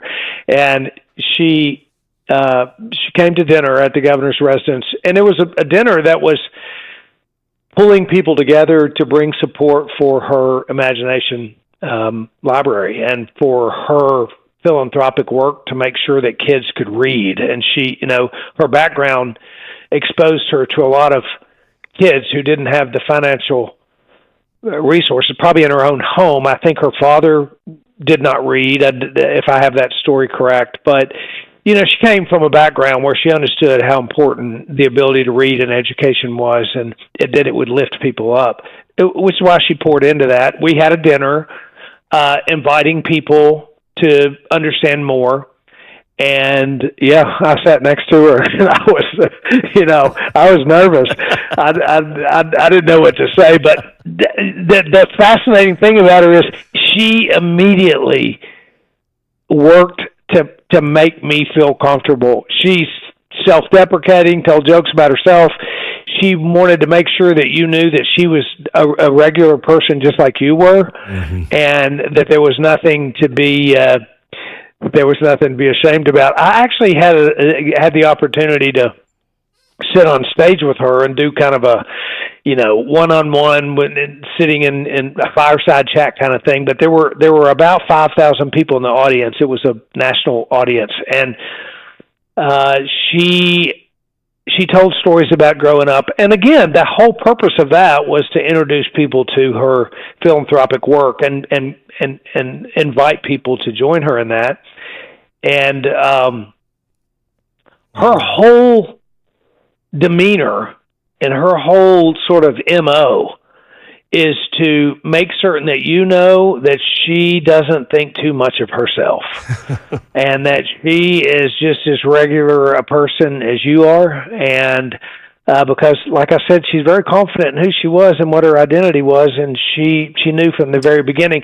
And we were sitting on that stage, and I said, "Hey, she asked, do you know my songs or music, whatever?" And I said, "My favorite song is Coat of Many Colors." And I said, "Would you play it?" And she said, "Sure." And they brought a guitar, and she stood right there and reeled that thing off. And I remember I had just gotten elected. I was newly governor, and I remember kind of sitting there looking, her singing, 10 feet away from me to an audience. I thought, if my mama could see me now, like, what's going on here? This is my life is yeah. So I have been wowed by her since I was 17 and bought my first record of hers, and I have had the opportunity to work with her on several occasions for economic development in the state, for opportunities. She opened up Dollywood to foster children and partnered with us on that. She's done this philanthropic work, and she's just been a friend and a partner, and she is she's done incredibly important things for the state of Tennessee that many people will never know about because of her humble approach to doing that. Well, and obviously earlier today, as governor, you ordered that the flags be lowered statewide in memory of her. I know the president of the United States has also indicated that we will lower all flags to half staff at 6 o'clock tonight to honor Dolly Parton nationwide. And I'm certain that there are plans of tribute for her. Probably a little too early to talk about what those specifics are, but I just appreciate so much the leadership of the state recognizing how much she meant to us and obviously to the entire world. It from Tennessee, and I'm proud to call myself a resident of Tennessee now, but boy, oh boy, I mean, she does Tennessee proud. Every time she spoke, every time she sang, every time she walked into a room, it was a reminder of what a wonderful state this is. Yeah, she was many times sort of the face and voice of our state, and we are, as Tennesseans, we couldn't have had a better face or a voice, because it cuts through all the other faces and voices. When you think about what Tennessee means to the world, and actually it's interesting, I have done some economic development travel, right? So you go to Japan and meet with companies that are interested in investing in Tennessee. We did that a couple of times, Asian trips. We did the same thing in Europe. But you can be in the entirely other side of the world and talk to someone and say, I'm from Tennessee, and it almost always brings up, Dolly Parton. Dolly Parton. Right. She's the face and voice of our state, and it's an enormous loss to the people of our state. Well, Governor, thank you for spending a bit of time with us, talking to the people of Middle Tennessee about the loss of Dolly Parton at the age of 80. We appreciate you and sharing some of those memories with us, and obviously we'll look forward to the tributes that are sure to come throughout the state, throughout the nation, and throughout the world. And I thank you for spending a few minutes with us. Hey, Matt, you know what? Thank you for, setting aside time today through your programming to do this. Like, it's hard to imagine a Tennessee without her. I've said our state's been forever enhanced by her presence in our state, and will never quite be the same without her. It is a time to set aside and reflect and set everything else aside and say, hey, this is really important for us to remember, particularly remember the uniqueness of her heart and her spirit and her faith and her love for people. So thank you for taking the time, and I'm glad I got to be on with you. Thank you, Governor. Take care. There's Governor Bill Lee joining us for a few moments on the Matt Murphy Show, 10 until the top of the hour. Can I roll into Ricky? Is that cool with you? Okay, because Ricky Skaggs is with us. The great Ricky Skaggs joins us on the program on such a sad and somber day, but also a celebration of life. And we are reminded how faithful and how much of a believer Dolly was, and that is a comfort in her memory. Ricky, thank you for being on with us. Thank you for your patience. I appreciate you so much today, my friend. Oh, getting to follow the governor's pretty high cotton. I told Jackson. I told Jackson, Ricky. I said, please tell Ricky if it was anybody but the governor, I'd get right to him. But the governor was on. No, he was able to speak from not just a political level, although it is politics, but he was able to speak. As a Christian governor, as a Christian man, he was able to speak on that part of it, but he was also able to speak on Dolly's philanthropic life that she poured out all over the state of Tennessee, and not just Tennessee, but all over the world. There'll never ever be another Dolly Parton. You think about great people in history, but I don't know anybody in my lifetime that has ever done the things. There've been a lot of great stars out there, but so much of it was always about them. And Dolly used every bit of her persona to be able to do more for other people than she was doing for herself. And I just love that about her. And, you think about, the governor said something about, it's going to be hard to think that, Tennessee without Dolly. There'll never be a Tennessee without Dolly. She just absolutely implanted herself into this state so much that we will be talking about Dolly Parton until the Lord comes back, so she was just a great lady and a wonderful friend and someone that I really loved a lot. She was so great. Well, you just said something that choked me up a little bit, Ricky. I thought I was done with the crying, but that she used every bit of her persona to do for other people as opposed to doing for herself. And that's exactly right. Every single one of us can learn something from that. No matter where we are, no matter who we are, no matter what talents God gave us, if we take those talents and try to turn that around and give back in some small way to other people. And that's what she did on a grand scale. Yeah, she really, really did. And, the Lord really gave her a light, his light to shine in the world, not necessarily be a light to the church. There's a lot of difference in being a light in the world and then taking the light of Jesus out into the marketplace or out into the world, and whether it's TV, whether it's live performances, whatever it is. But I just feel like that, she woke up this morning, in that magnificent light that she lived to reflect. She woke up just encompassed in that light today. Just think about that, it's hard to imagine that the light of the world it was in her, but now she's in it, you know, and so that's just a beautiful thing. And I loved her. All the times I was around her, I worked with her. We worked in the studio quite a bit on her. She asked me to co-produce a record for her, and it was White Limousine. And so we got to work in the studio every day for a couple of months, and in all that time, I got to really find out about her love for music, her love for people, for the poor especially, and her love for Jesus. And boy, what a beautiful thing that I was. I was given to have that time with her and to really know who she was. I mean, I was a fan from a distance because of her music and her great songwriting and all.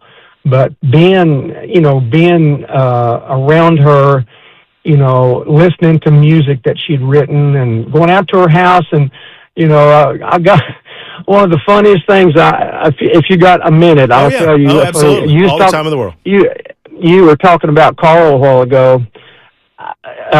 When we were getting songs together for this record, she said, "Well, come out to the house, on Crockett Road." Said, "Come out to the house, and we'll get in my office back here in the back of the house, and we'll just put cassettes up. I was back in the days we had cassettes, and so we'll just play them, and we'll say yay or nay or whatever, maybe, and we'll just go through these things." And so I had no idea that she'd put on a pot of leather breeches.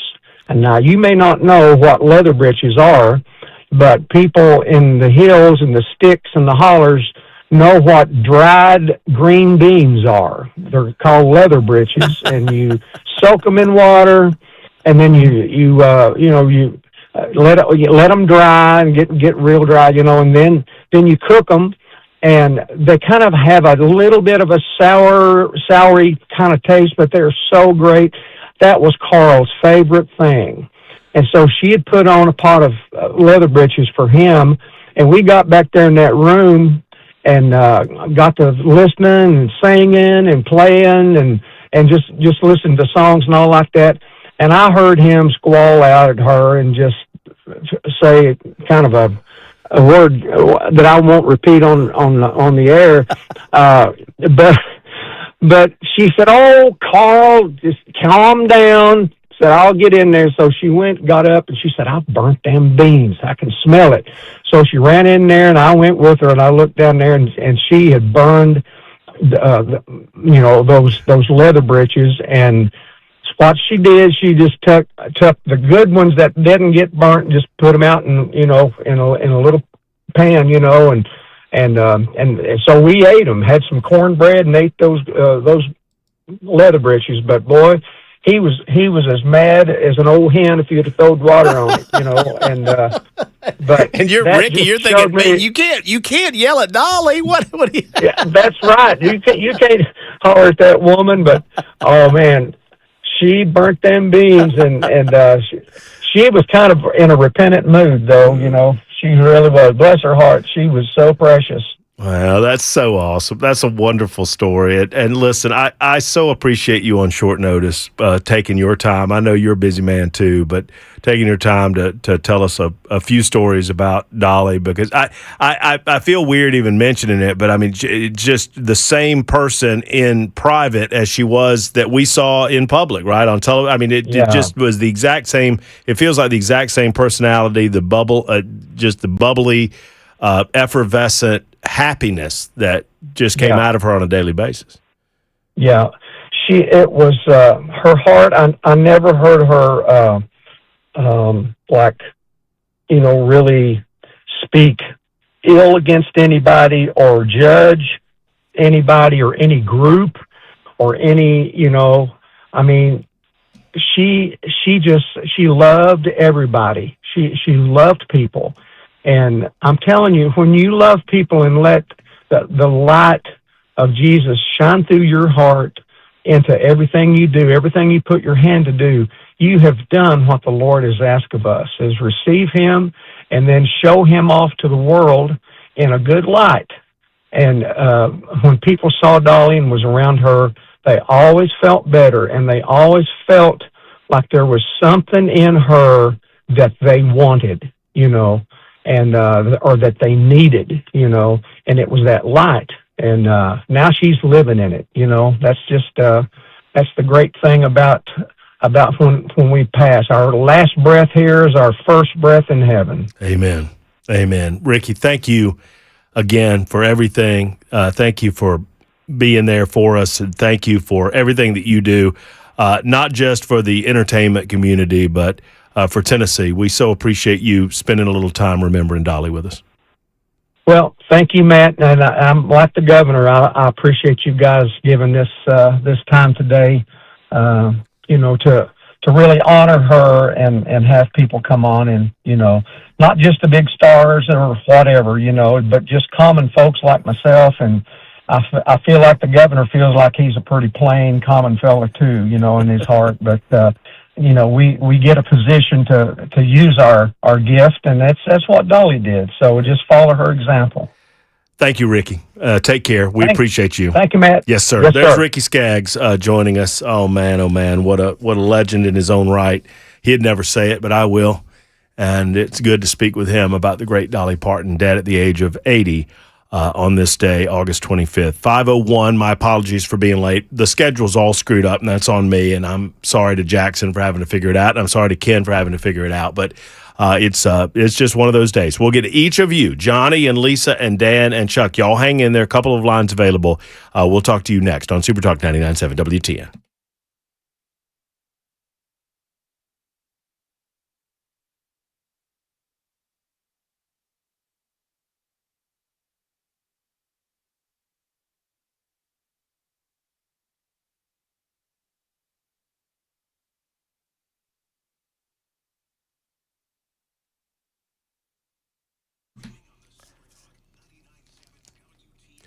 Hi, friends. Matt Murphy for Kraft Body Scan. Kraft Body Scan wants to assist you in making sure that you understand what's going on inside of your body. It's as simple as this, folks. If you don't know, it can hurt you. That old adage is not what you don't know can't hurt you. That's not true when it comes to your health and your body. Let's get a couple's heart and lung scan going right now for $99. This is an insane value. I'm talking to thousands of dollars in value with a couple's heart and lung scan, and it can give you peace of mind or catch something very early on in the process before symptoms ever present themselves. Call 615-436-1000 if you have any questions. 615-436-1000 or online at togetherwescan.com, promo code MATT50. Togetherwescan.com, promo code MATT50 for the $99 couples heart and lung scan special from our friends at Kraft Body Scan.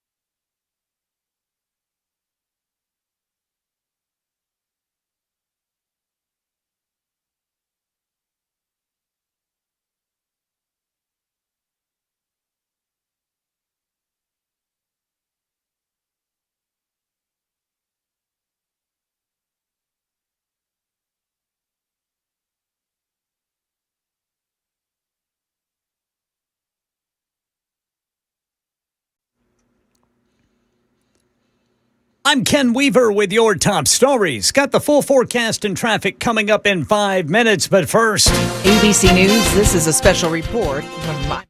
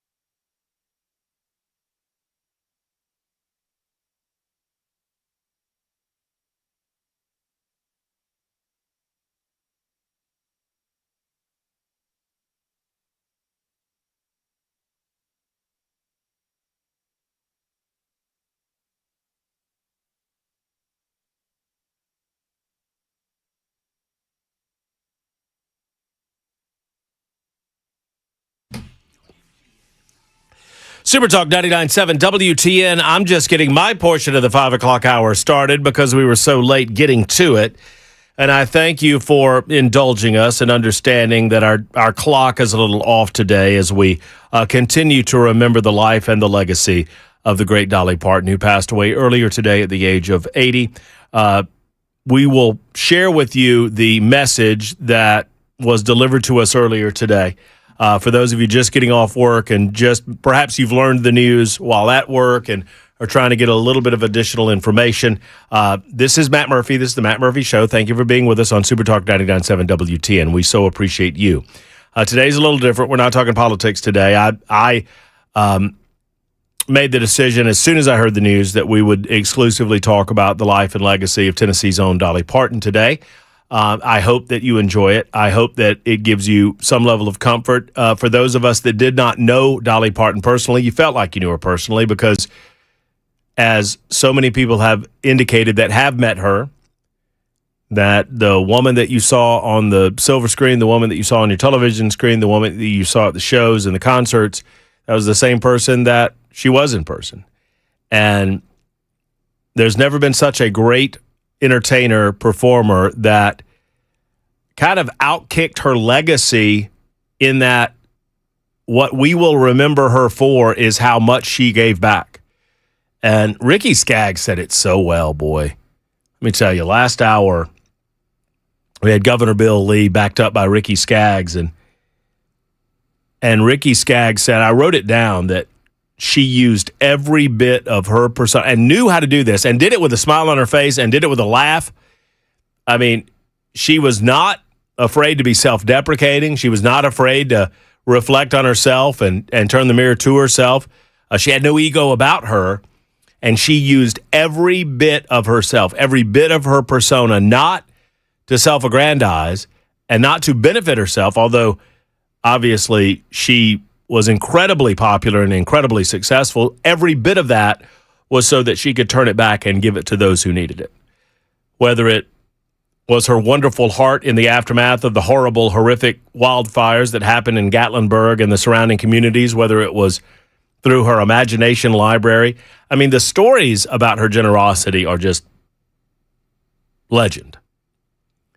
You know, the fact that anyone who wanted to go to school and further their education, if you worked at Dollywood, she would find a way for you to go to school and further your education one way or the other. You know, we mentioned that in Sevier County, if you lived in Sevier County, you had the ability to go to Dollywood free of charge. She didn't want people not to be able to go to something so wonderful in their backyard because of a lack of an ability to pay. And on and on and on it goes. Many of you have been holding for a long time to speak about the life and legacy of Dolly Parton, and I want to honor that as well. 615-737-9986. Once again, Matt Murphy. I'm joined by Ken Weaver, who's back in News Closet B. Ken, I feel like I haven't talked to you at all. It's just been an insane cavalcade of people calling in and talking about their love of Dolly Parton. It's been a wonderful thing to listen to. Yeah, I've enjoyed listening to all the stories. I tell you what, I want to get me some of them leather breeches. I didn't know where Ricky was going. I wasn't either. When he said, well, you know, she had those leather breeches, and I went, whoa. Yeah, he said she had put on some leather breeches. That's what. Meaning she had put on a pot of beans. But when he said it, I'm like, what? What's she putting on over there?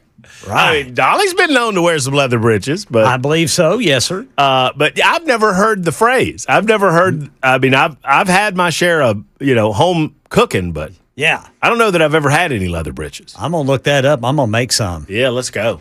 Make it in Dolly's honor. And that's funny too that old Carl was mad about the leather. She burned the leather breeches. She burned the leather breeches. I mean,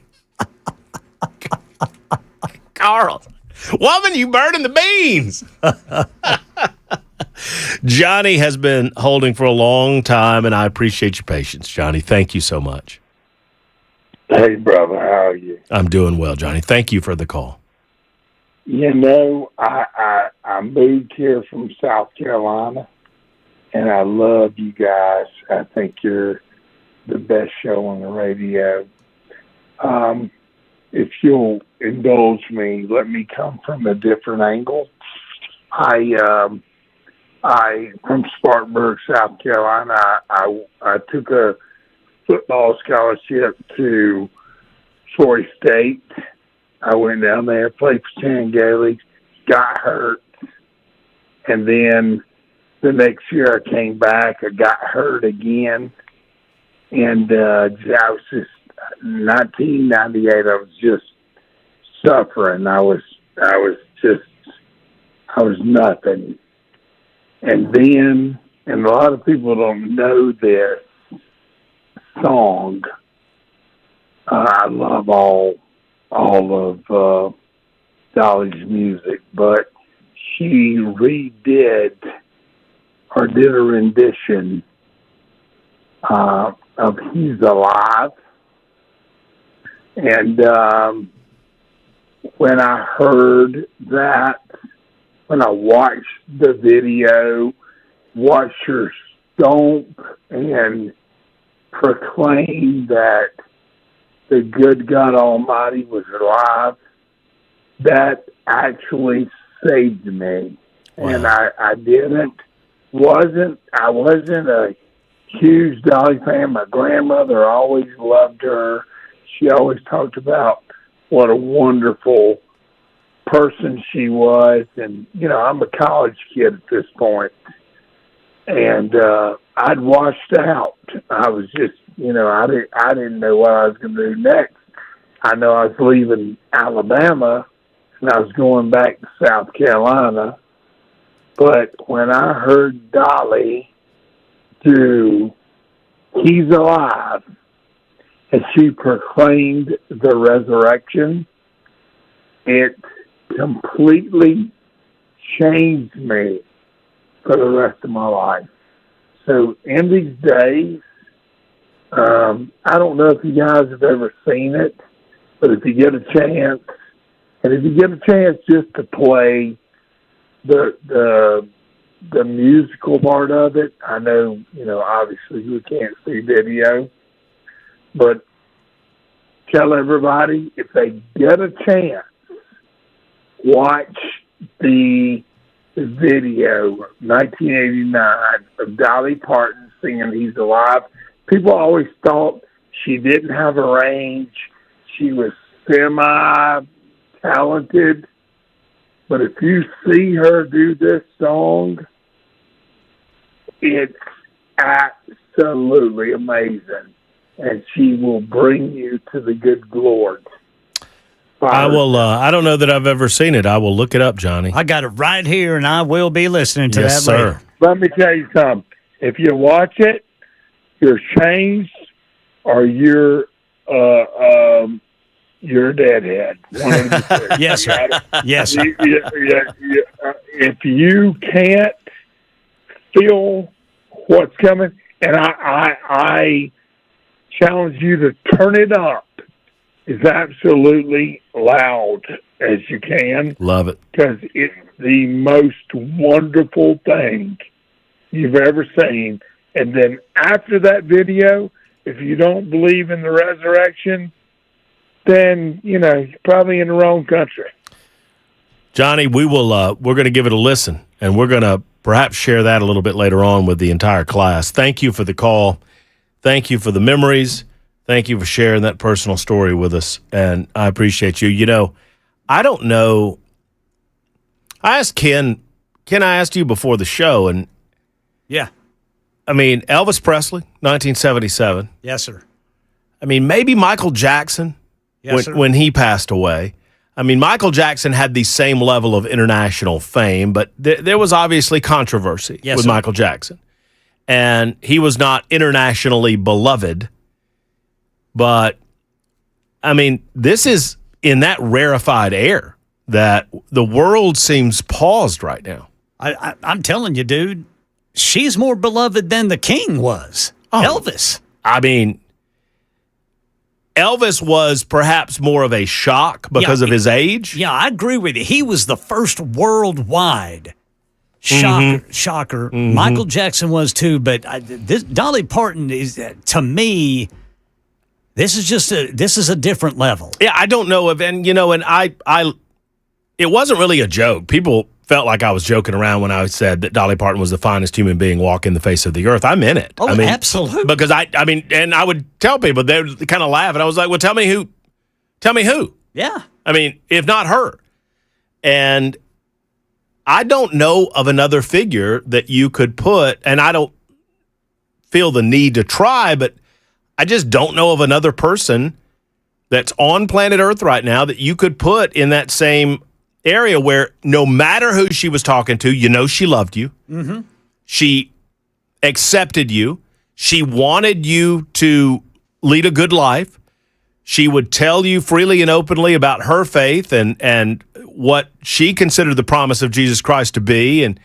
But at the same time, she treated people with such kindness and love and joy. And everyone received it. Yes, and that's the amazing thing is that, I mean, with little exception, I mean, if you want to go to the darkest places on the interweb or the darkest places in the world, you'll find somebody that's going to crap on anything. Sure. But almost universally, people received Dolly Parton in a positive spirit. Yes, sir. And that's amazing. And it really, let me tell you something. As someone who loved her, and everybody knows how much I love Dolly Parton, and I joke that my love of Dolly Parton went in stages. My first love of Dolly Parton was not very pure of heart, if you know what I'm saying. You know what I mean? You know what I'm saying? It was, we got Cinemax, and I got to watch Best Little Whorehouse in Texas. And I've told the story. I'm telling you the truth. I always felt like I liked girls, but I knew exactly the moment that I knew what kind of woman I liked. And it was when I saw Dolly Parton in that movie. And it was on from then. But then just the spirit and the appreciation of who she was and how she was. Right. But I genuinely, you look on the way that you're leading your own life. And, the good Lord should help you correct the error of your ways in a lot of ways. But then you look at somebody like Dolly Parton, it's like, well, that's kind of a better way of doing it. Yeah. Well, Mr. Ricky Skaggs brought up a great point. He talked about how we all have gifts, and God calls us to use our gifts. Mm-hmm. And we all have different gifts, different levels of gifts. But you talk about somebody who used her God-given gifts to the fullest extent to glorify Christ Jesus. Oh, yeah. It's Dolly Parton. Oh, yeah. 25 after the hour. Try to get back on track here. Super Talk 99.7 WTN. If you're on hold, hang in there. We're going to get to you in a moment on Super Talk.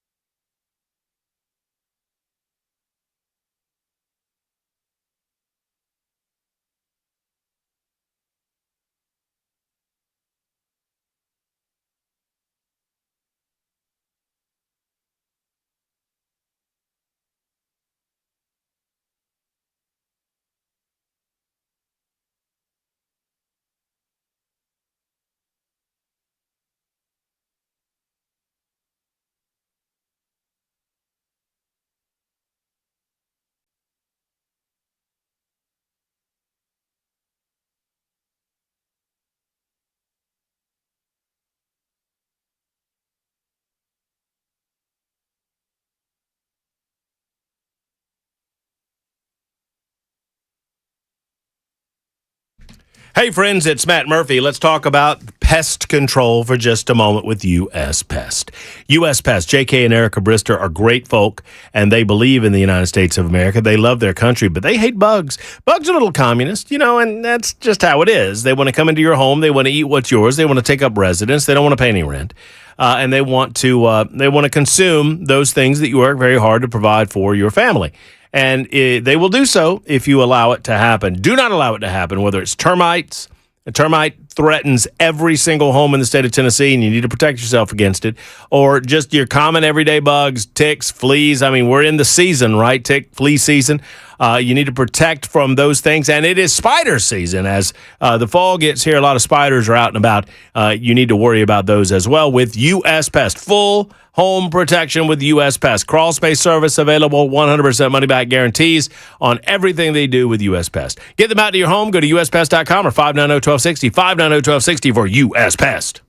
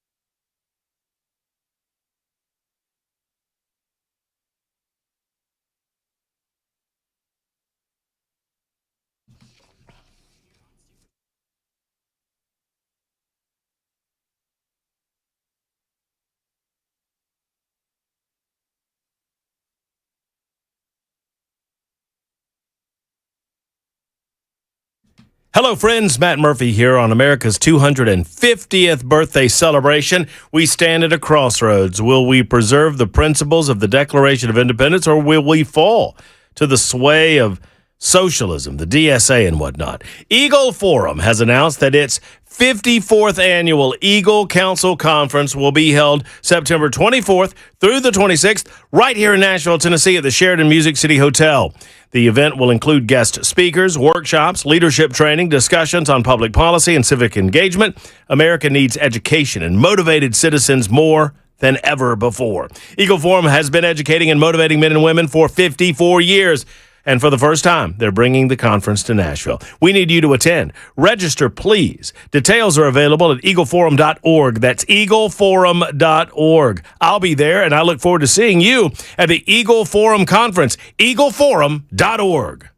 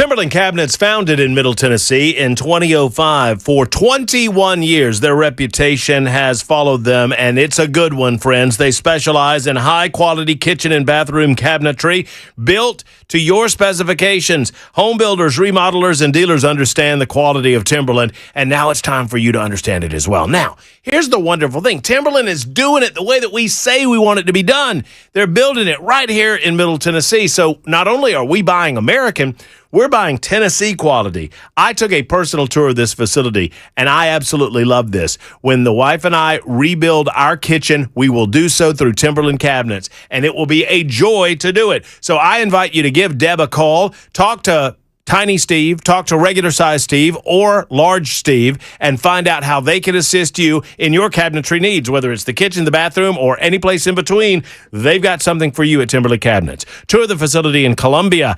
timberlandcabinets.com or 931-499-7170, 499-7170.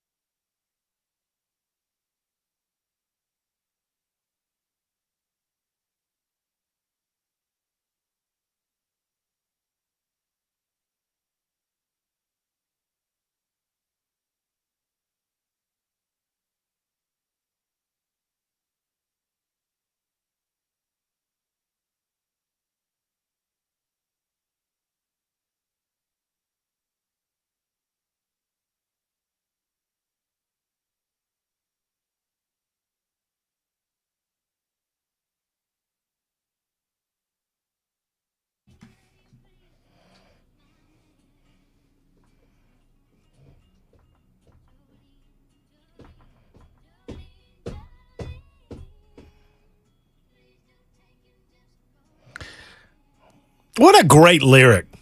Please don't take him just because you can. I mean, what a great lyric. And anybody ever wonder if Dolly Parton's singing this way about Jolene? What was Jolene packing?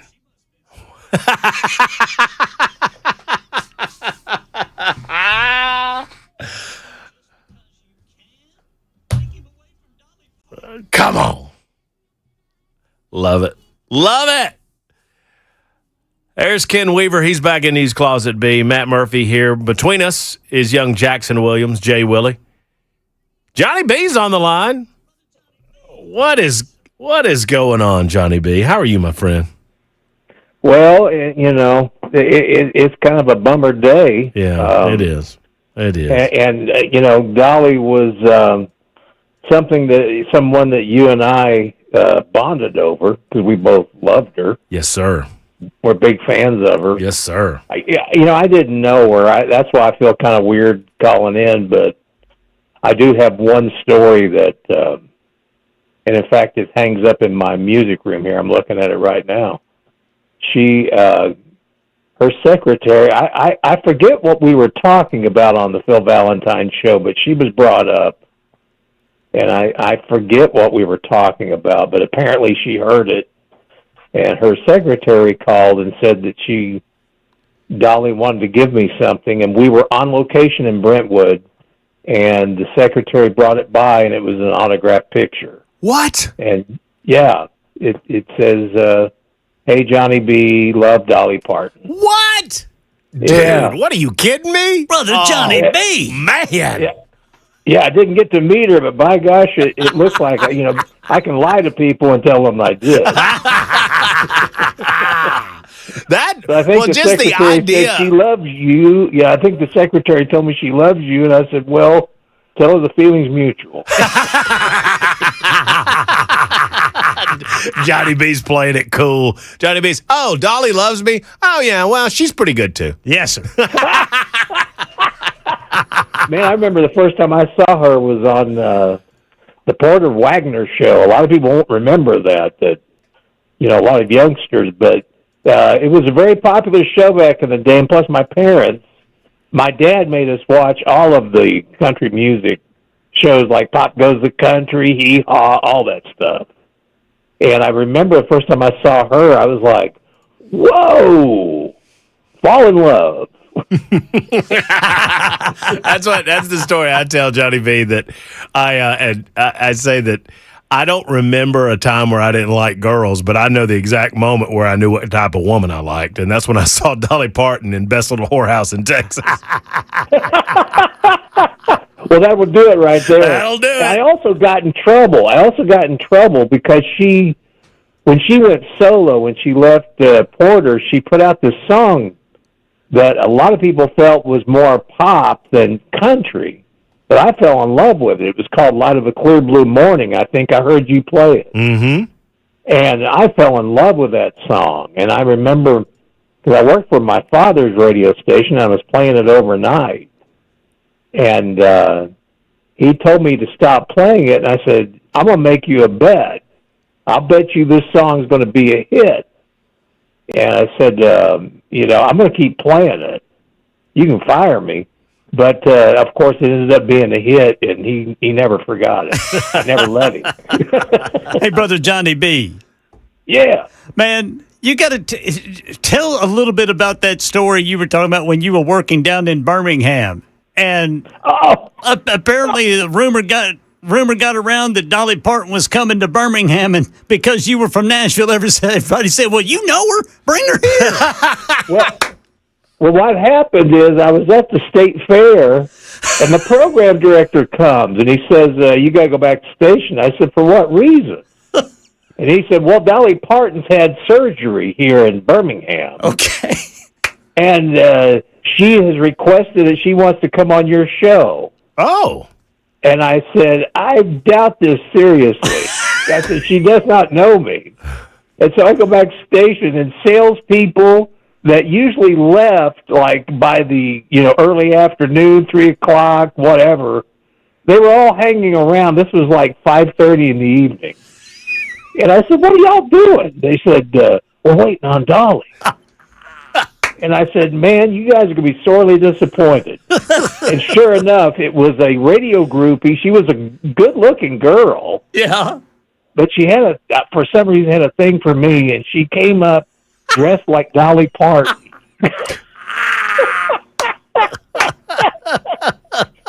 Yeah, so that's about as close as I got. Oh man. I think the idea it is far more special in my mind And I know I wouldn't give anything to. I mean, I'd give anything to meet Dolly Parton while she was walking the face of the earth. But I think it's pretty cool, this idea that Dolly Parton was listening to you and Phil on the radio. Yeah, I mean that's almost better, Johnny.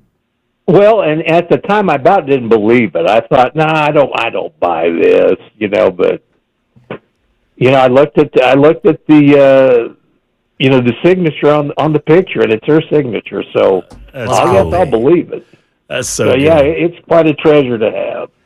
Well, JB, it's a sad day, sad for us. I mean, but Dolly's smiling really down is. from heaven. I mean, she's loving on every single one of us like she did on this earth, and I appreciate you sharing some of these stories. That's awesome. You had I've never seen a salesperson around this place at 5:30 in the afternoon. That's saying something right there. You never see it. But boy, they all came back to the station when that story went around, and I thought, I can't believe people are believing this. And they're like, well, you're from Nashville. You know her.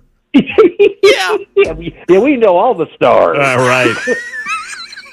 But her passing it reminds me a lot of Johnny Cash passing away, and also another one of our favorites, Waylon Jennings. Waylon Jennings.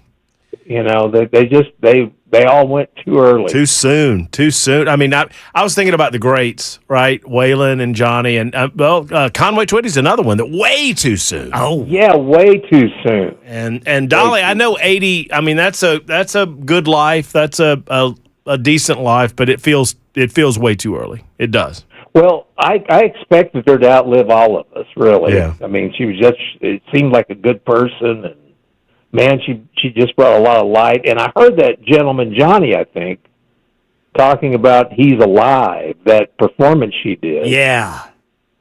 And, man, that was phenomenal. And if I'm not mistaken, I think the Redheaded Stranger sang back up on that. Well, Really? I'll be. On TV with her. Oh, with a group of people. Is that the song? Because I know Pamela did back up for her. I do know that. So maybe that was the song. It was that song. Wow. That song. Yeah, I think so. Yes. I could be wrong. I have seen the screenshot as Pamela Furr and I, the Redheaded Stranger, and I have talked about this, and she said it's one of my favorite television screenshots of all time, and it's Dolly, and then you can see Pamela Furr in the choir in the background. She said, "There I am, there." Well, I'll be. That's pretty cool. She is like Forrest Gump. She shows up everywhere. She's a female Forrest. But yeah, she sang on that. So that was pretty cool. That's very cool. JB, thank you, brother, for spending some time with us, telling us stories, making us laugh. We appreciate you. Well, I only do it because I love you two guys, and Jackson too, and you guys just keep on doing a great show. I love listening to it. Thank you, brother. Well, Thank you, brother Johnny B. it's a different sort of show today, but it's a good one, and I hope y'all are enjoying it. We certainly are enjoying bringing it to you. I mean, it's literally the least that we can do. You know what? We actually took care of nincompoops in the news, too, by Johnny telling us about those salespeople down in Birmingham. That's true. No nincompoops today. I forgot. Thank you, Ken. I forgot. No nincompoops today because we are going to get to telephone calls here in just a second. So many of you are waiting on the line to tell your Dolly Parton stories or just to share your thoughts and feelings with us on this day. So no nincompoops today. We'll get back to that tomorrow, but yeah, that's a pretty good story. Salespeople at the office at 5:30. What are you waiting on? Well, we're here to see Dolly. What did Johnny say? Y'all are going to her. You're from Nashville. I feel like you are going to be sorely disappointed. And as bad as the salespeople are today, can you imagine what they were like back in 1983 or something like that? Every single one of them, Herb Tarlick from WKRP in Cincinnati. Lisa, thank you. The floor is yours, ma'am. How are you? Hello there. How are you? Doing well. Thank you so much for letting me share my story. It's not nearly as profound as some of the others, but it is definitely funny, and Dolly thought that it was hysterical, so I thought it was worth sharing. This was 30 years ago, and my dearest friend's son used to perform with Dolly at Dollywood. For many years, he did some studio work with her, and, just like Dolly was, she just befriended him and his family.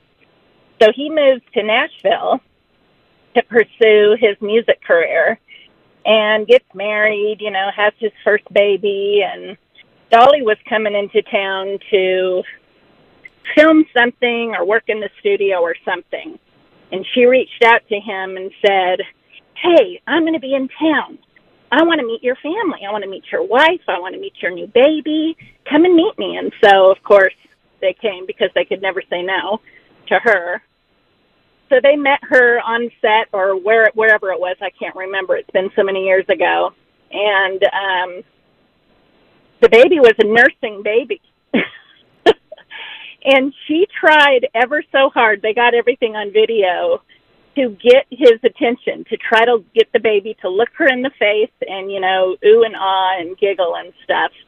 And he just looked at her bosom with his wide open and his eyes wide open. And it went on for 5 minutes. And she just got to laughing so hard. It was a treasure for their family. Couldn't get the little baby to look her in the eye, huh? Little baby to look her in the eye, but she thought it was so cute. That's awesome. That's a great story. Lisa, I'm glad you told us that story. Thank you.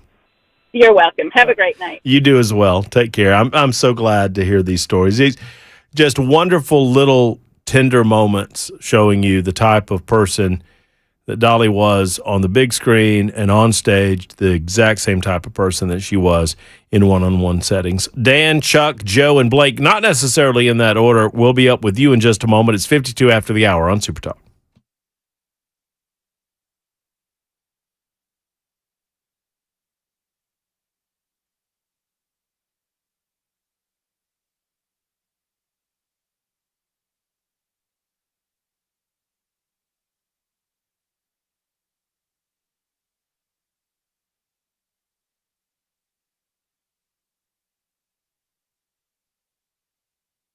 Hi, friends. Matt Murphy for King & Associates Insurance. Let's talk for a moment about life insurance. We've been talking a good bit today about our lives as we lead them on this earth and the afterlife. And, sad as it is to think about, life insurance isn't for you.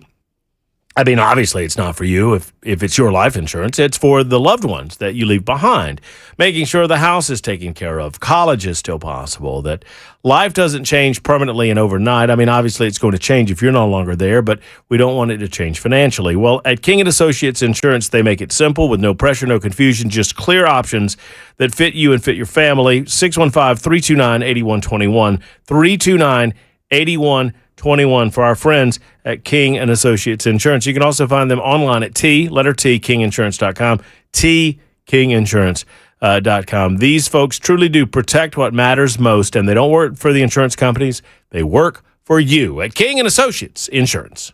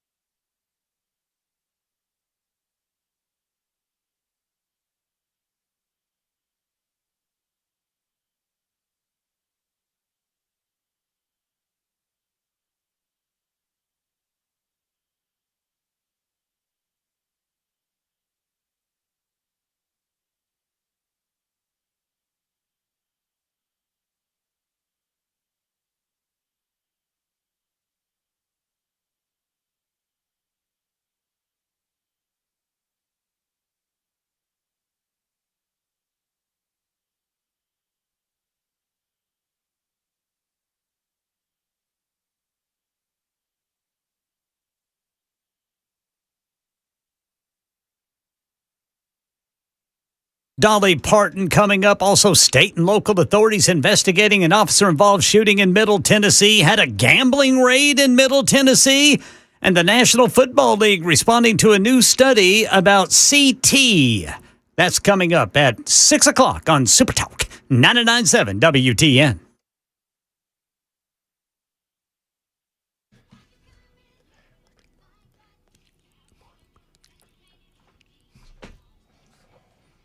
Super Talk 99.7 WTN. Thank you for being with us. 58 after the hour. Immediately back to our busy telephone calls. Dan has been holding for some time. Thank you for your call, Dan. How are you?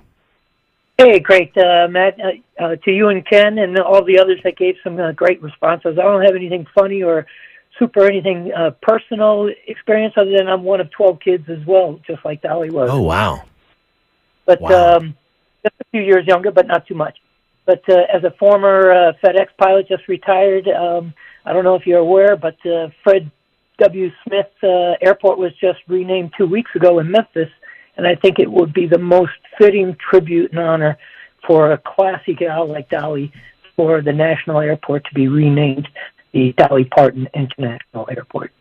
So that's a little short tidbit, and thank you for having me on.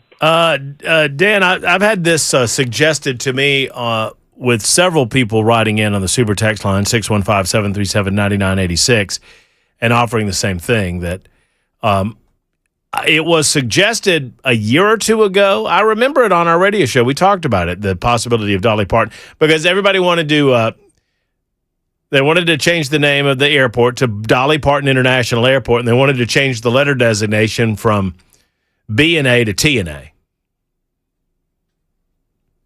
You'll get it. You'll get it. You just wait on it. You'll get it. Instead of B&A, T&A. Okay, I'll be quiet now. It's time for the news. Super Talk 99.7. Moving on. A little Dan Mandis action. 615-737-9986. Hour number 4 up next.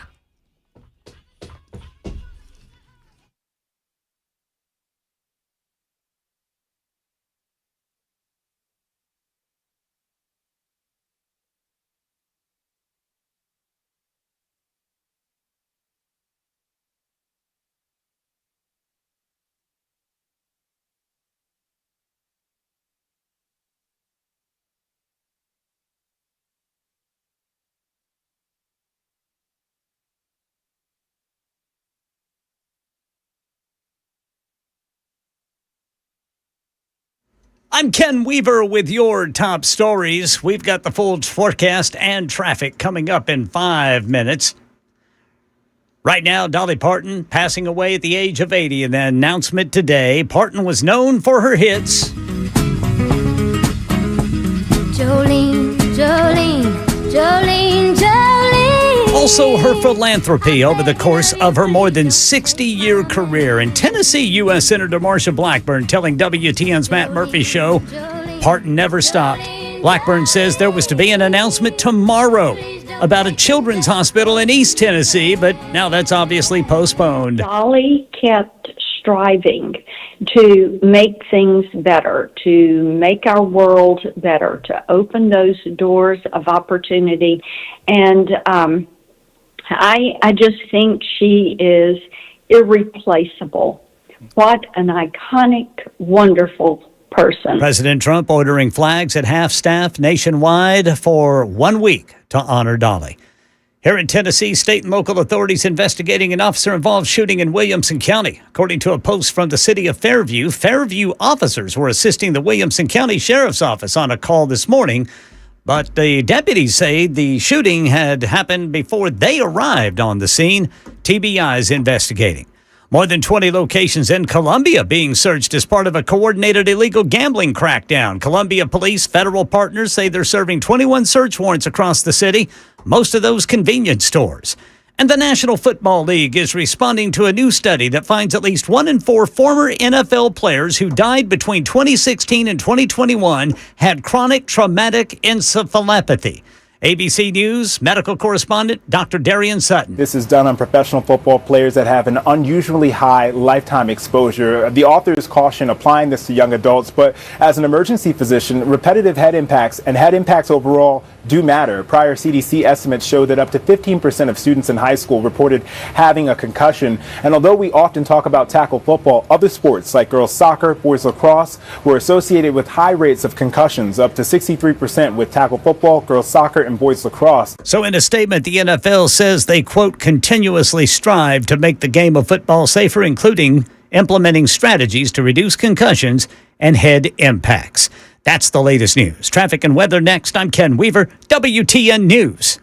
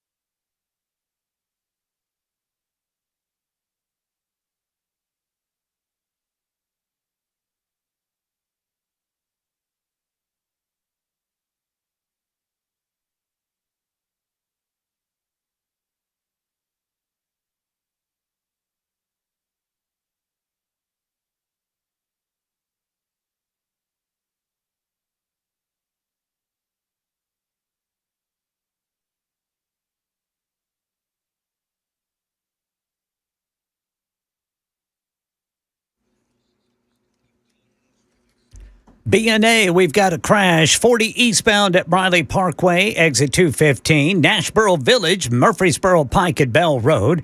In Laverne, a crash. 24 eastbound just past Old Hickory Boulevard. Also, Laverne Couchville Pike at Murfreesboro Pike. And then over on the East Bank, this is on 1st Street, but it's right there at 24 eastbound. I'm Ken Weaver.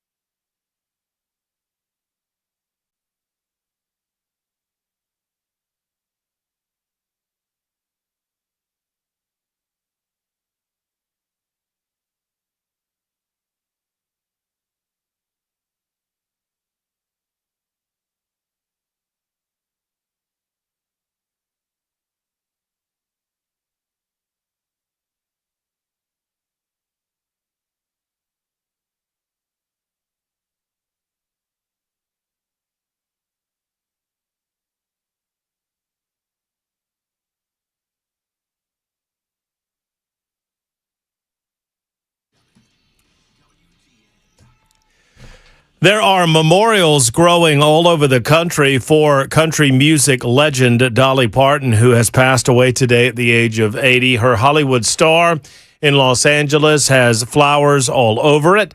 Her home in Brentwood has flowers outside of the gates.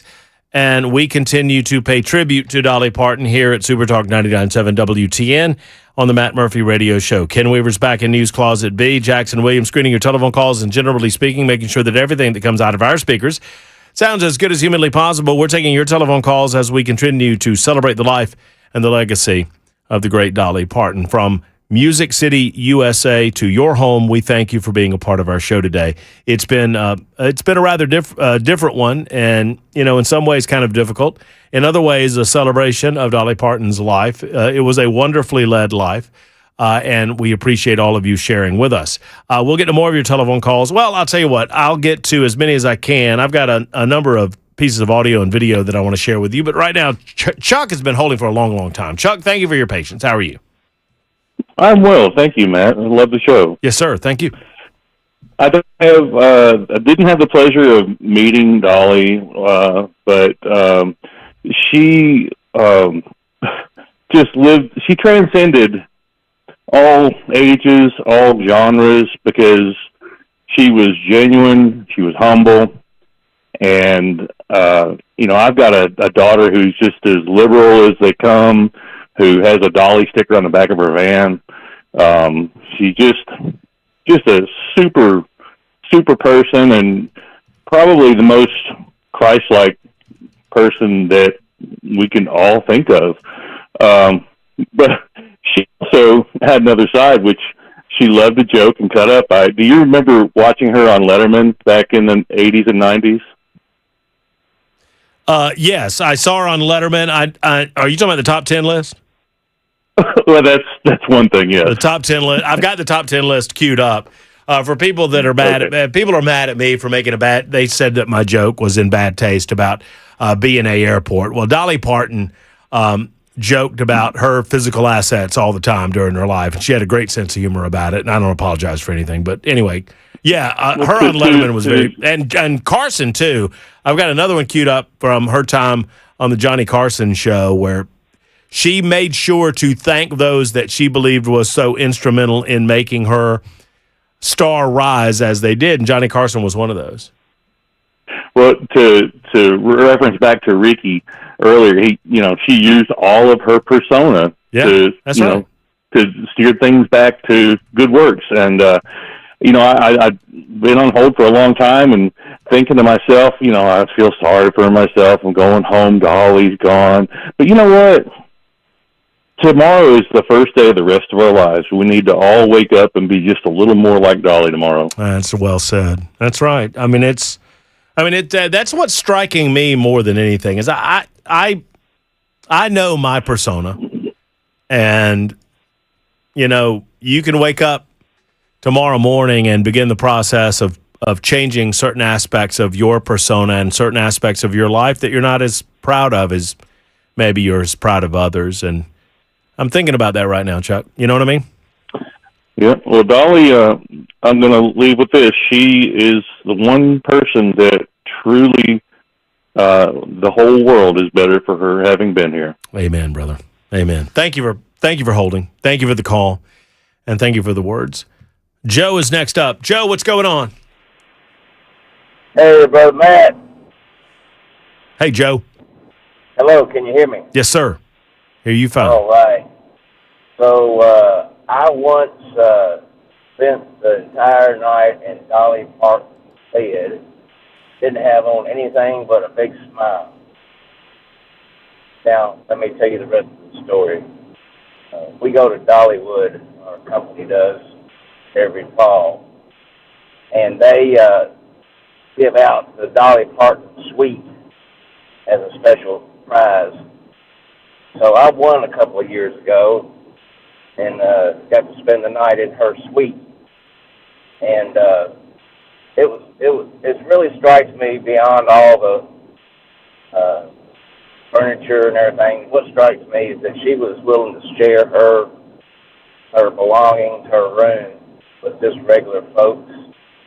And I think that just speaks to her character. And I'm sure I'm going to miss her.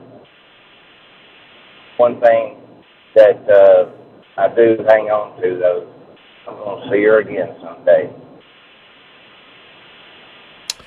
Well, well spoken, and we all hope that we get to see her one day down the road. I would agree with you.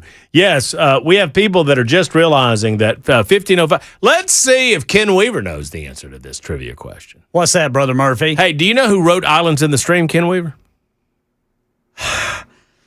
I did. You'll know it as soon as I say it. I know. And it's going to drive me nuts. Jackson Williams, Jay Willie, the future governor of the state of Tennessee, believes that he knows, Ken. Jackson? Well, 1505 in the text line told me it was the Bee Gees. It was Barry Gibb. Barry Gibb.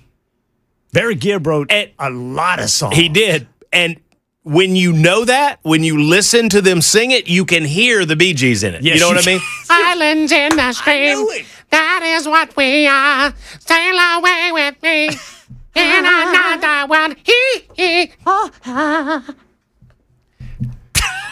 Sorry, I do that. Terrible. It's awful. Dolly would be so proud. Oh, she'd be laughing. Oh, I do that, and all I can think of is the Barry Gibb talk show from Saturday Night Live.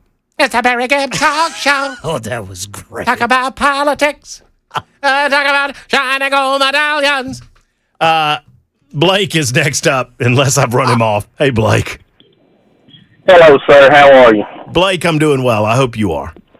Well, I'm not. And, I jumped on here after class. I'm a newly elected county commissioner here in Middle Tennessee, and we had class today as required by state law. And I'm going to start my thoughts off by saying, where were you when you heard that Dolly died? And I don't think I'll ever forget it. I'm in a room with about 600 other newly elected county commissioners from across the state, and when they announced that news, you could just absolutely feel the oxygen being sucked out of the room. And rightfully so, because it's Dolly and what she done. We had a moment of silence, and I can remember, bowing my head and thinking that absence of the body, she's present with the Lord. I'm sad that she's gone, but I'm happy to know where she's at.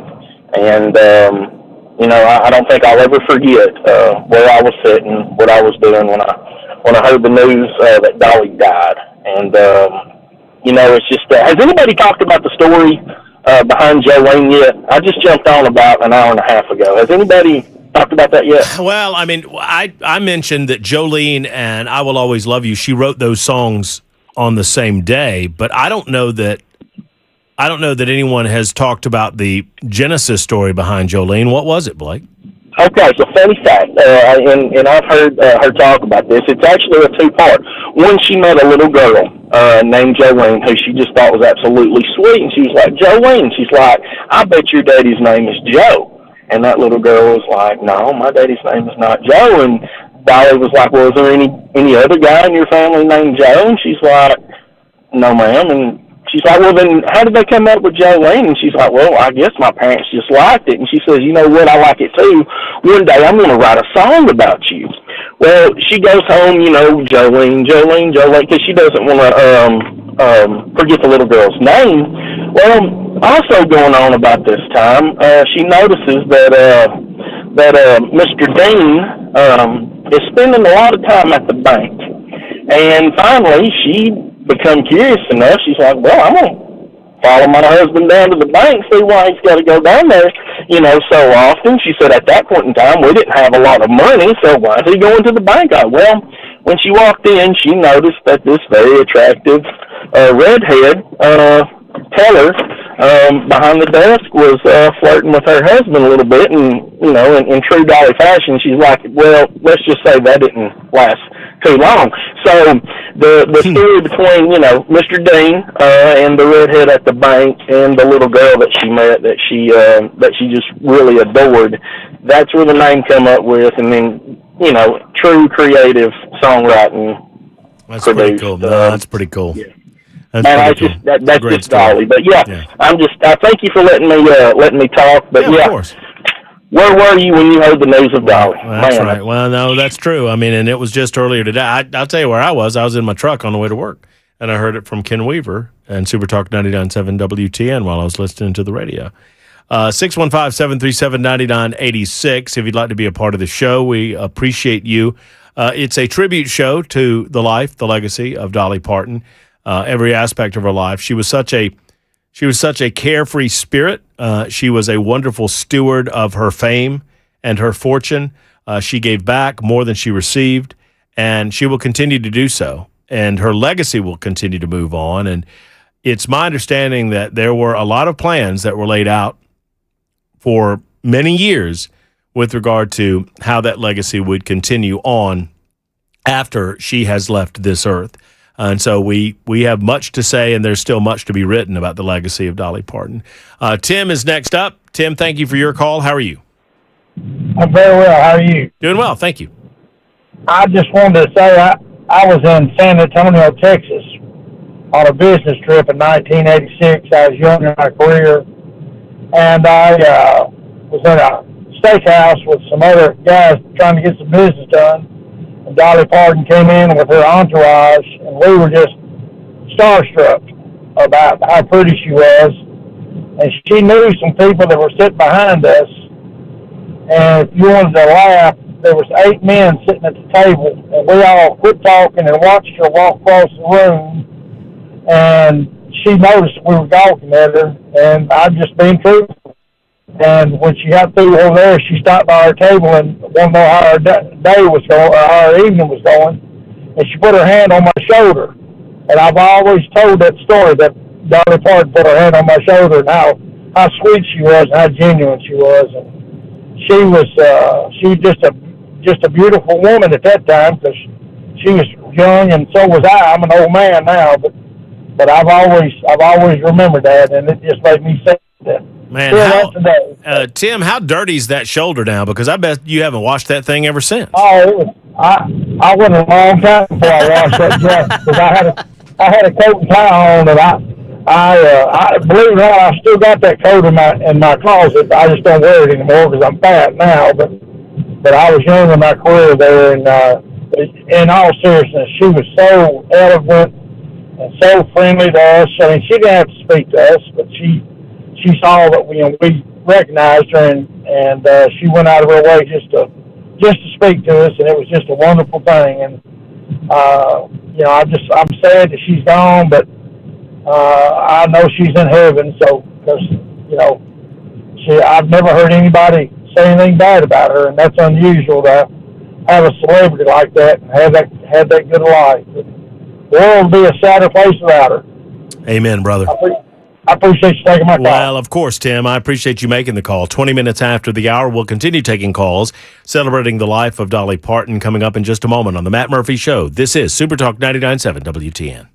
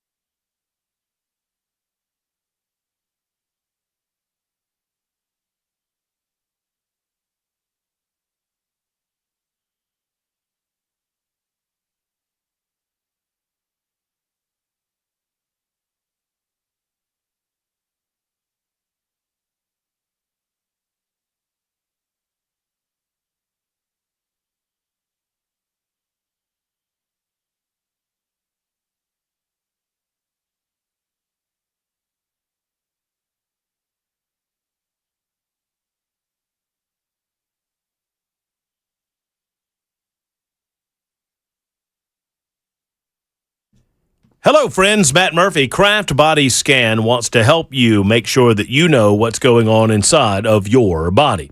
Well, the men in the listening audience, they have a tendency to kind of ignore me when I tell them that they need to get themselves checked out. Their heart, their lungs. I mean, if men are typically those type, you know how we are, guys, right? We just don't do what we should do. We know that we probably should do it, but we don't do it anyway, so we just rub some dirt on it. Well, ladies, that's where you come in. You got to encourage your fella to do the heart and lung scan together with you at Craft Body Scan. It only costs $99. If you put in promo code MATT50, go to togetherwescan.com, promo code MATT50. You can even tell them the promo code when you make the call to schedule the appointment, 615-436-1000, 615-436-1000.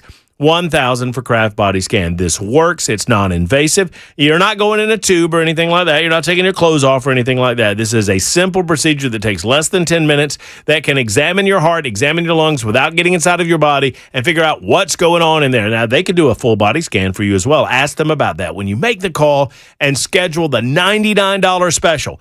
Heart and lung scan from Kraft Body Scan. Kraft Body Scan at togetherwescan.com. Promo code MATT50.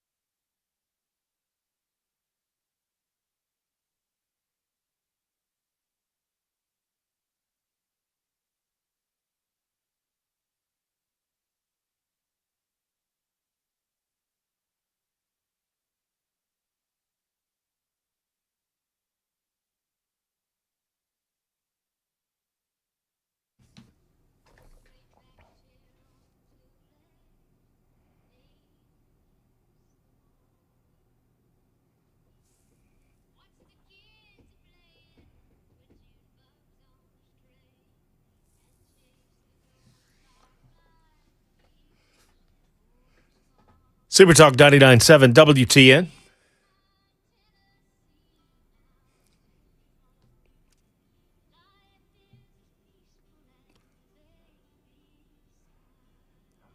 By the way, man, it's hard to interrupt Dolly.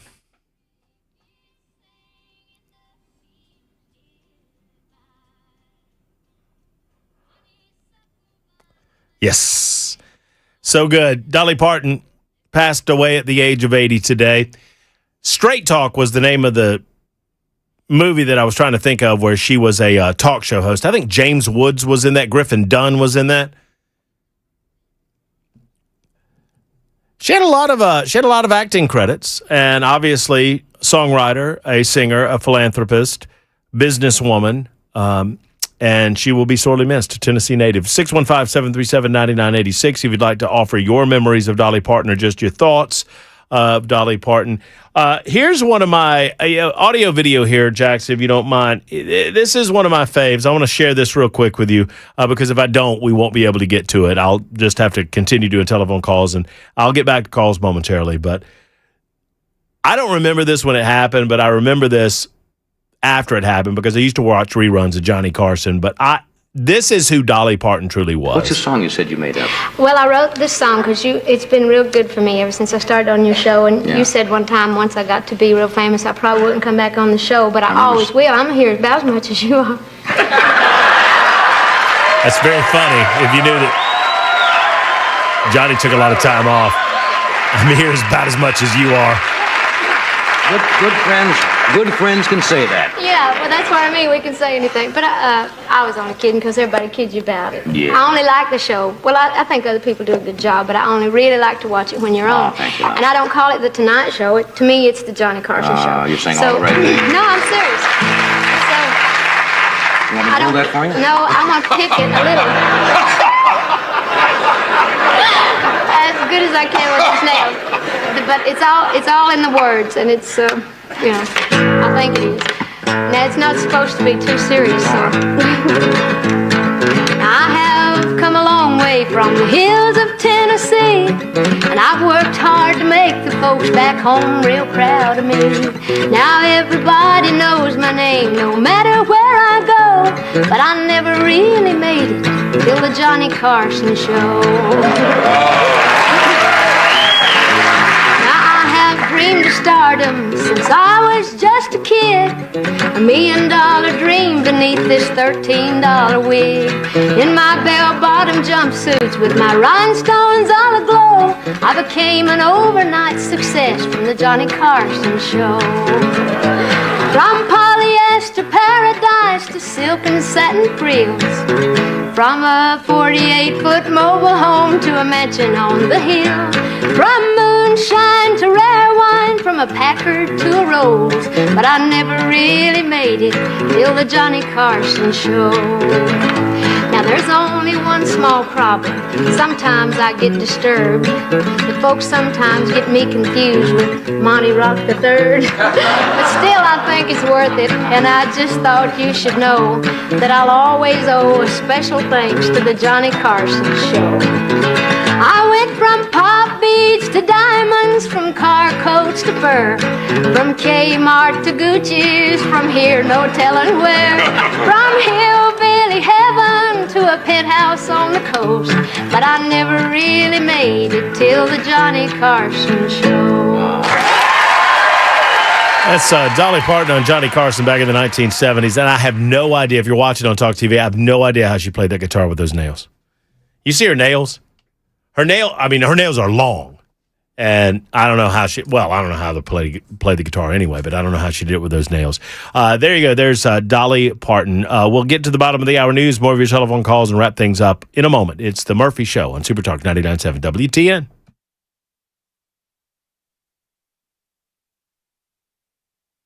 Times are tough. Absolutely, I agree. Now, if you need a new truck or a minivan, maybe an SUV, Mid-10 Ford, they can help you out with great selection, terrific pricing as well. Mid-10 Ford, they've been around for 56 years, since 1969, helping people get the vehicle that is right for them. They can help you save $1,000 or more on select Ford trucks. They also offer special financing as well if you need it.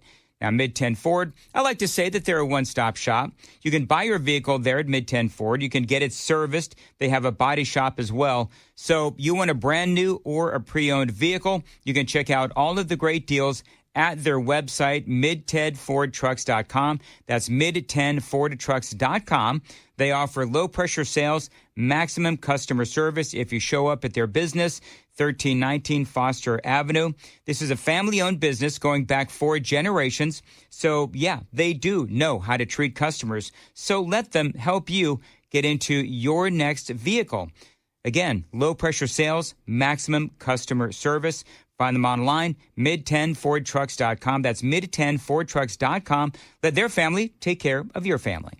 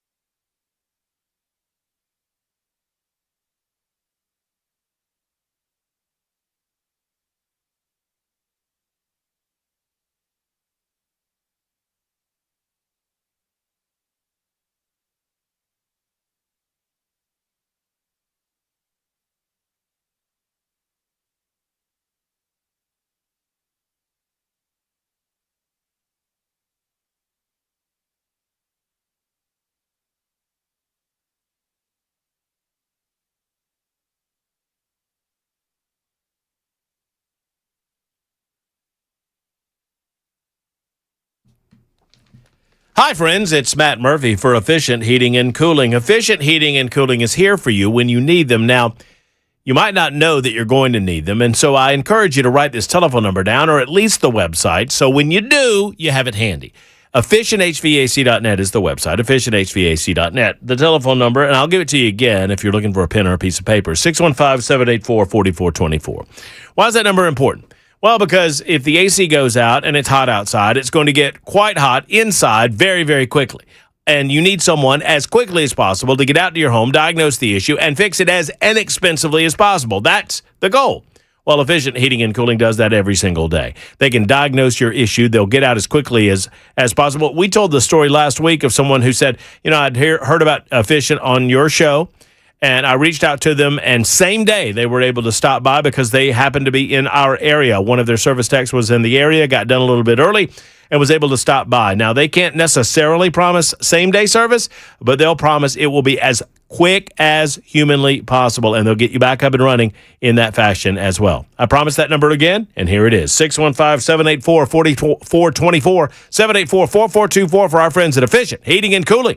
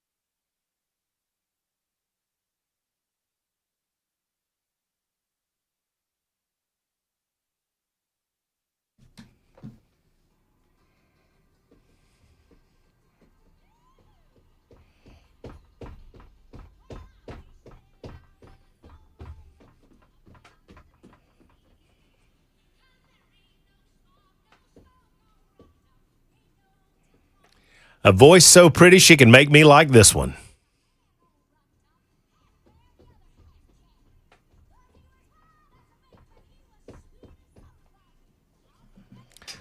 Everybody now.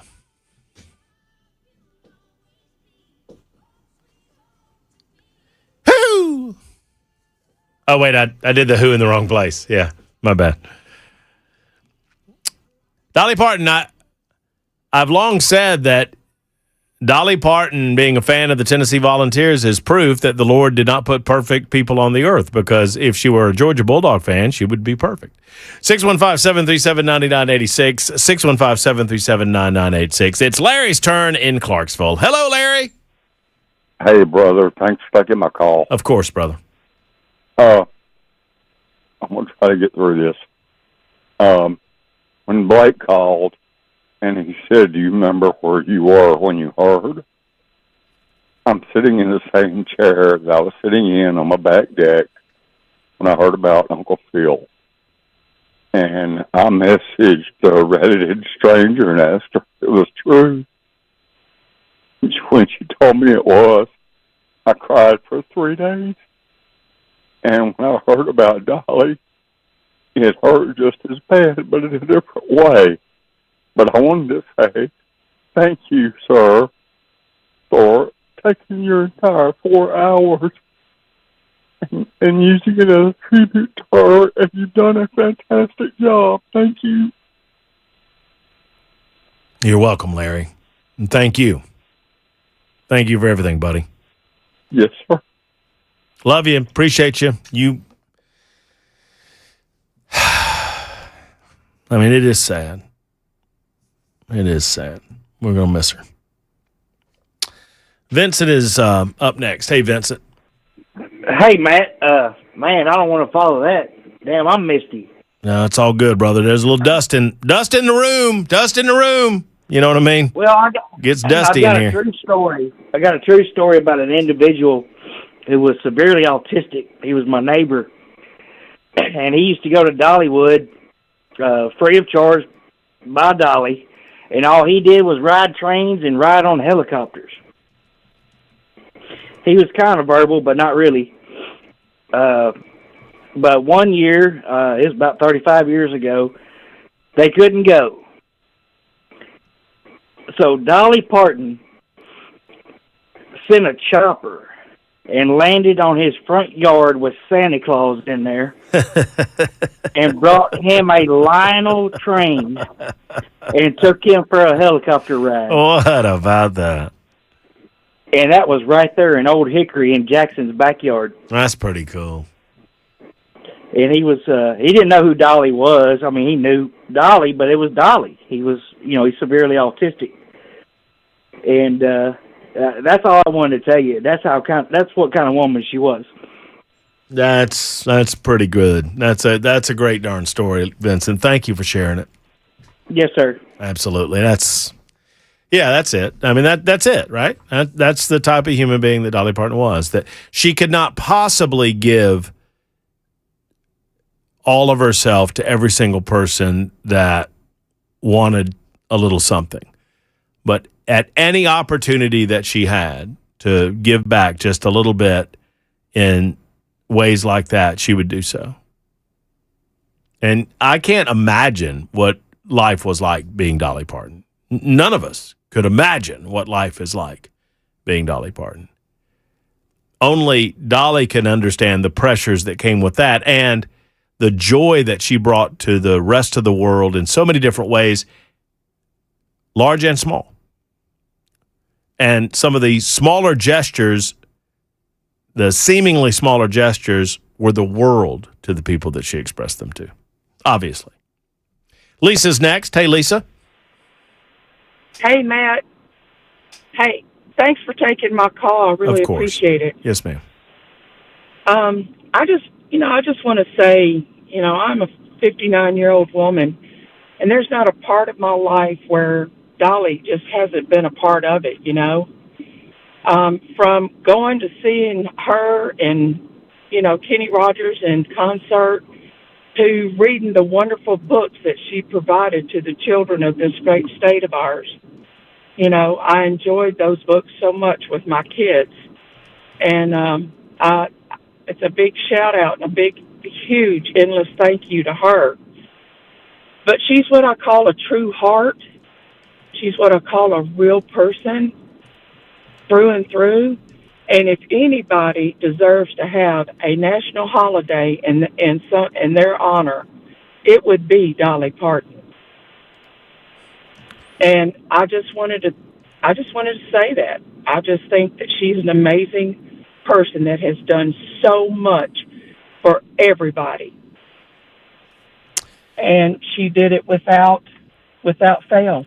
It brings up a great point, Lisa, and you're right. I mean, I don't necessarily philosophically agree with naming holidays after people, but I don't disagree with your sentiment.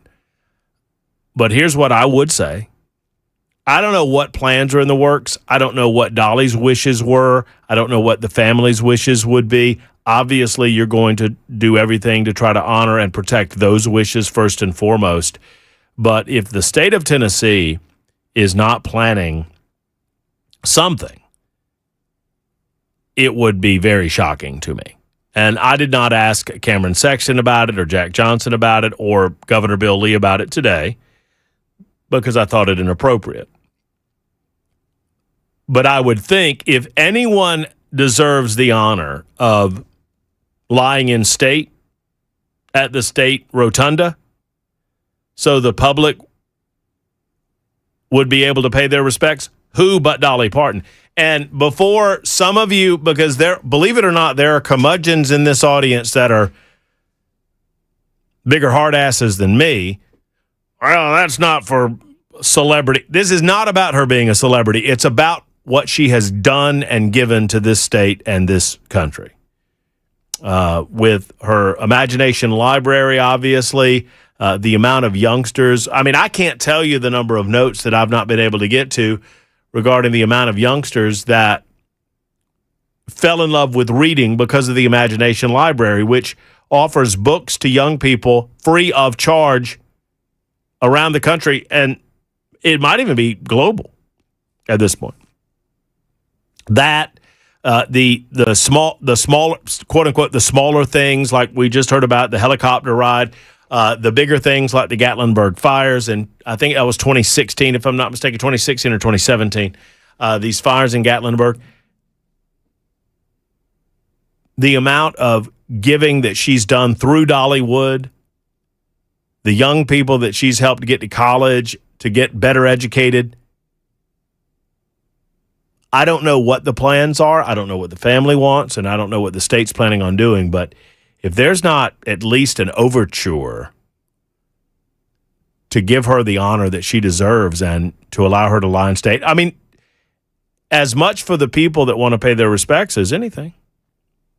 Once again, I don't know what she would want. I don't know what her family would want, but I guarantee you some of those discussions are being had. Mandy is next. Thank you for calling, Mandy. How are you? Hey, Matt. The first thing I told Jackson was to be sure and remind you on a constant basis that Dolly sang at Neyland Stadium, but I don't think she's ever sung Between the Hedges. So anyway... I was there that day that the Neyland Stadium technical crew tried to harm the precious, sweet angel that was Dolly Parton by... screwing up her technical abilities to sing to the people. It was just awful what they did to her. Awful.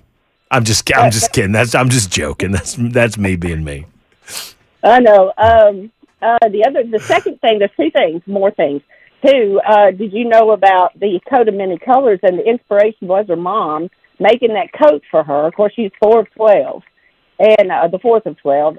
But also I saw an interview with her one time that she was talking about it, and she said it was also because of Joseph, because Joseph's daddy gave him that coat, and it represented compassion and forgiveness of his brothers because they sold him into slavery because they thought he was, the favorite child. And she said, and a coat of many colors represents compassion and forgiveness. Mm-hmm. And then the last thing is, you talked about Johnny. I don't know if you've ever seen that episode of Jimmy Fallon, but she told a story on Jimmy Fallon about how he said something, how you been doing? She said, well, I'm not doing good.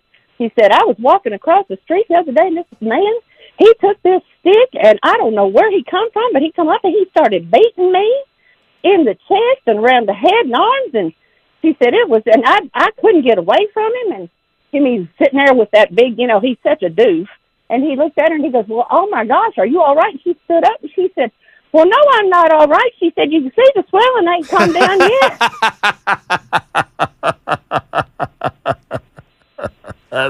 I've not seen that. That's pretty good. I do remember, she had a wonderful sense of humor about her, Mandy. And I'll tell you, a little audio video, my friend, hold on. Wait a minute. I can't. What is running? There's probably a lot of things. Oh, that's what's running. Stand by. Let me get to, there we go. A little audio video, and here we go. Sioux City, Iowa. Oh, this is a good one. It's a good one. Get up real close to your set. Top 10 list tonight. Top 10 Dolly Parton pet peeves. Yes, sir. And now, to assist us in the presentation of tonight's top 10 list, you remember the top 10 list? Live from Dollywood, Dolly Parton her own self. Dolly, there you go. There's Dolly.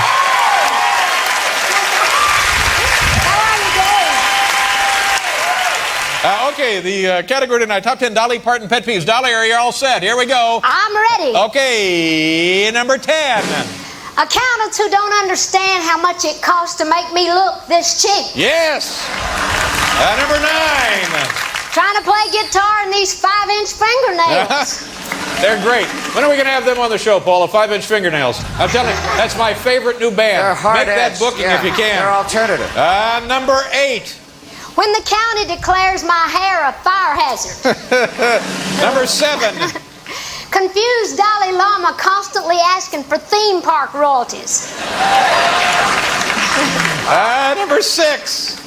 You can't get a wig repaired because Letterman's got some kind of a hairpiece crisis.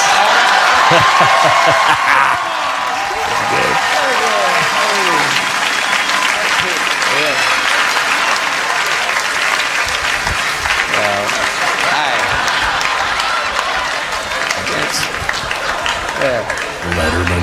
It's like, stupid Letterman. It's like my goofy cousin is hosting the show tonight. Hello, I'm Dave's cousin Kenny. Dave was smoking a cigar and had to go home early. So Dave asked, could I fill in? Oh, man, where the hell are we? Have we done all 10 yet? Number 5. A rhinestone rash. Yeah, okay. Oh, she's itching herself. Number 4. Number 4. Okay. Go ahead. You ready? Let's just go home, Dolly. Number 4. Okay, when he visits Dollywood gift shops, Garth Brooks always shoplifts stuff under that big hat of his. Yeah, let's go home.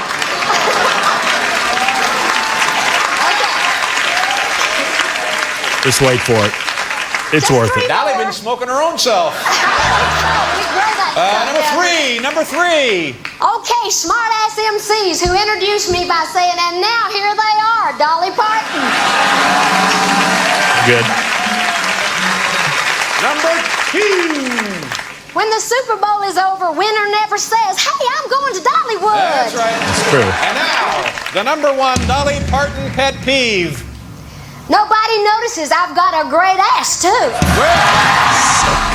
That's okay.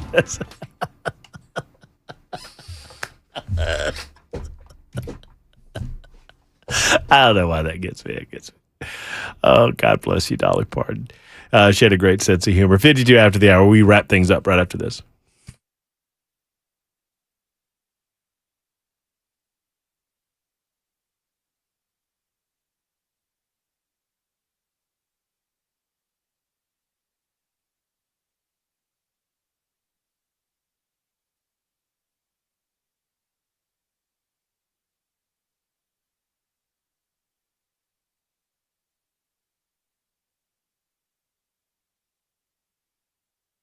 Hello, friends. Matt Murphy for the Glock store. Now, these classes are filling up, and they're going to be full before you know it. You need to get involved in the Force on Force that's happening Saturday, September 19th. 2 classes, 9:30 and 2. Now, the 2 o'clock class was almost full, and if we still have a slot available there, I would be surprised. Each class starts with a briefing on current Tennessee law and event parameters, such as a safe word. Yeah, you actually need a safe word because this is intense, it's realistic, it's live action scenarios to test your marksmanship and split-second decision-making skills. There's 2 different scenarios per student with professional performance evaluation. I mean, these are live action events. We did the Force on Force simulation a couple of months ago, and I can't tell you how intense it was. I mean, it was wonderful experience because you don't know how you're going to react in a real world scenario when you have to make a decision whether or not to actually pull the trigger, to do what we say we have to do in one of these situations. Well, they offer that to you at the Glock store. It's a wonderful and invaluable experience. Only 15 slots available per session. Reserve yours today. Glockstore.com/FOF. Glockstore.com/FOF. And we'll see you at the one and only Glock store.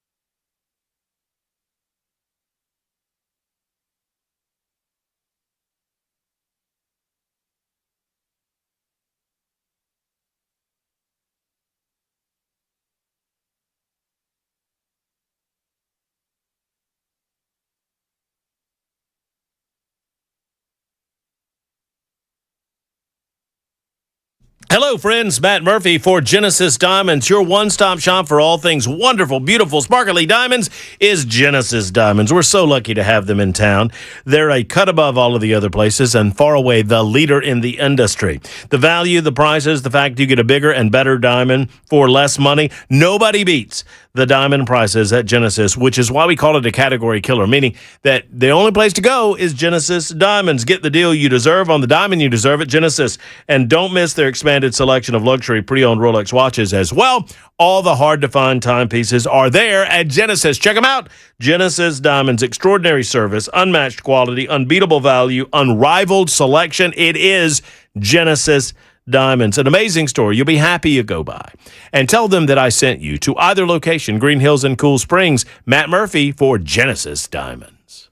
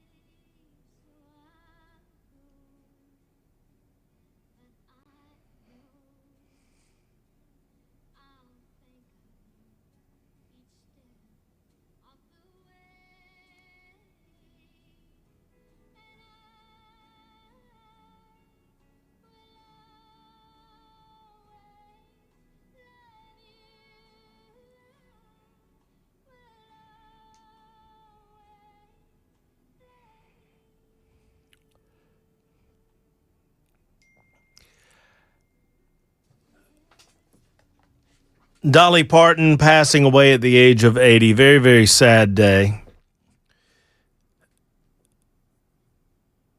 And I thank you for indulging us for the 4 hours that you did. I truly mean it when I tell you that Dolly Parton is just the finest human being to grace the face of the earth.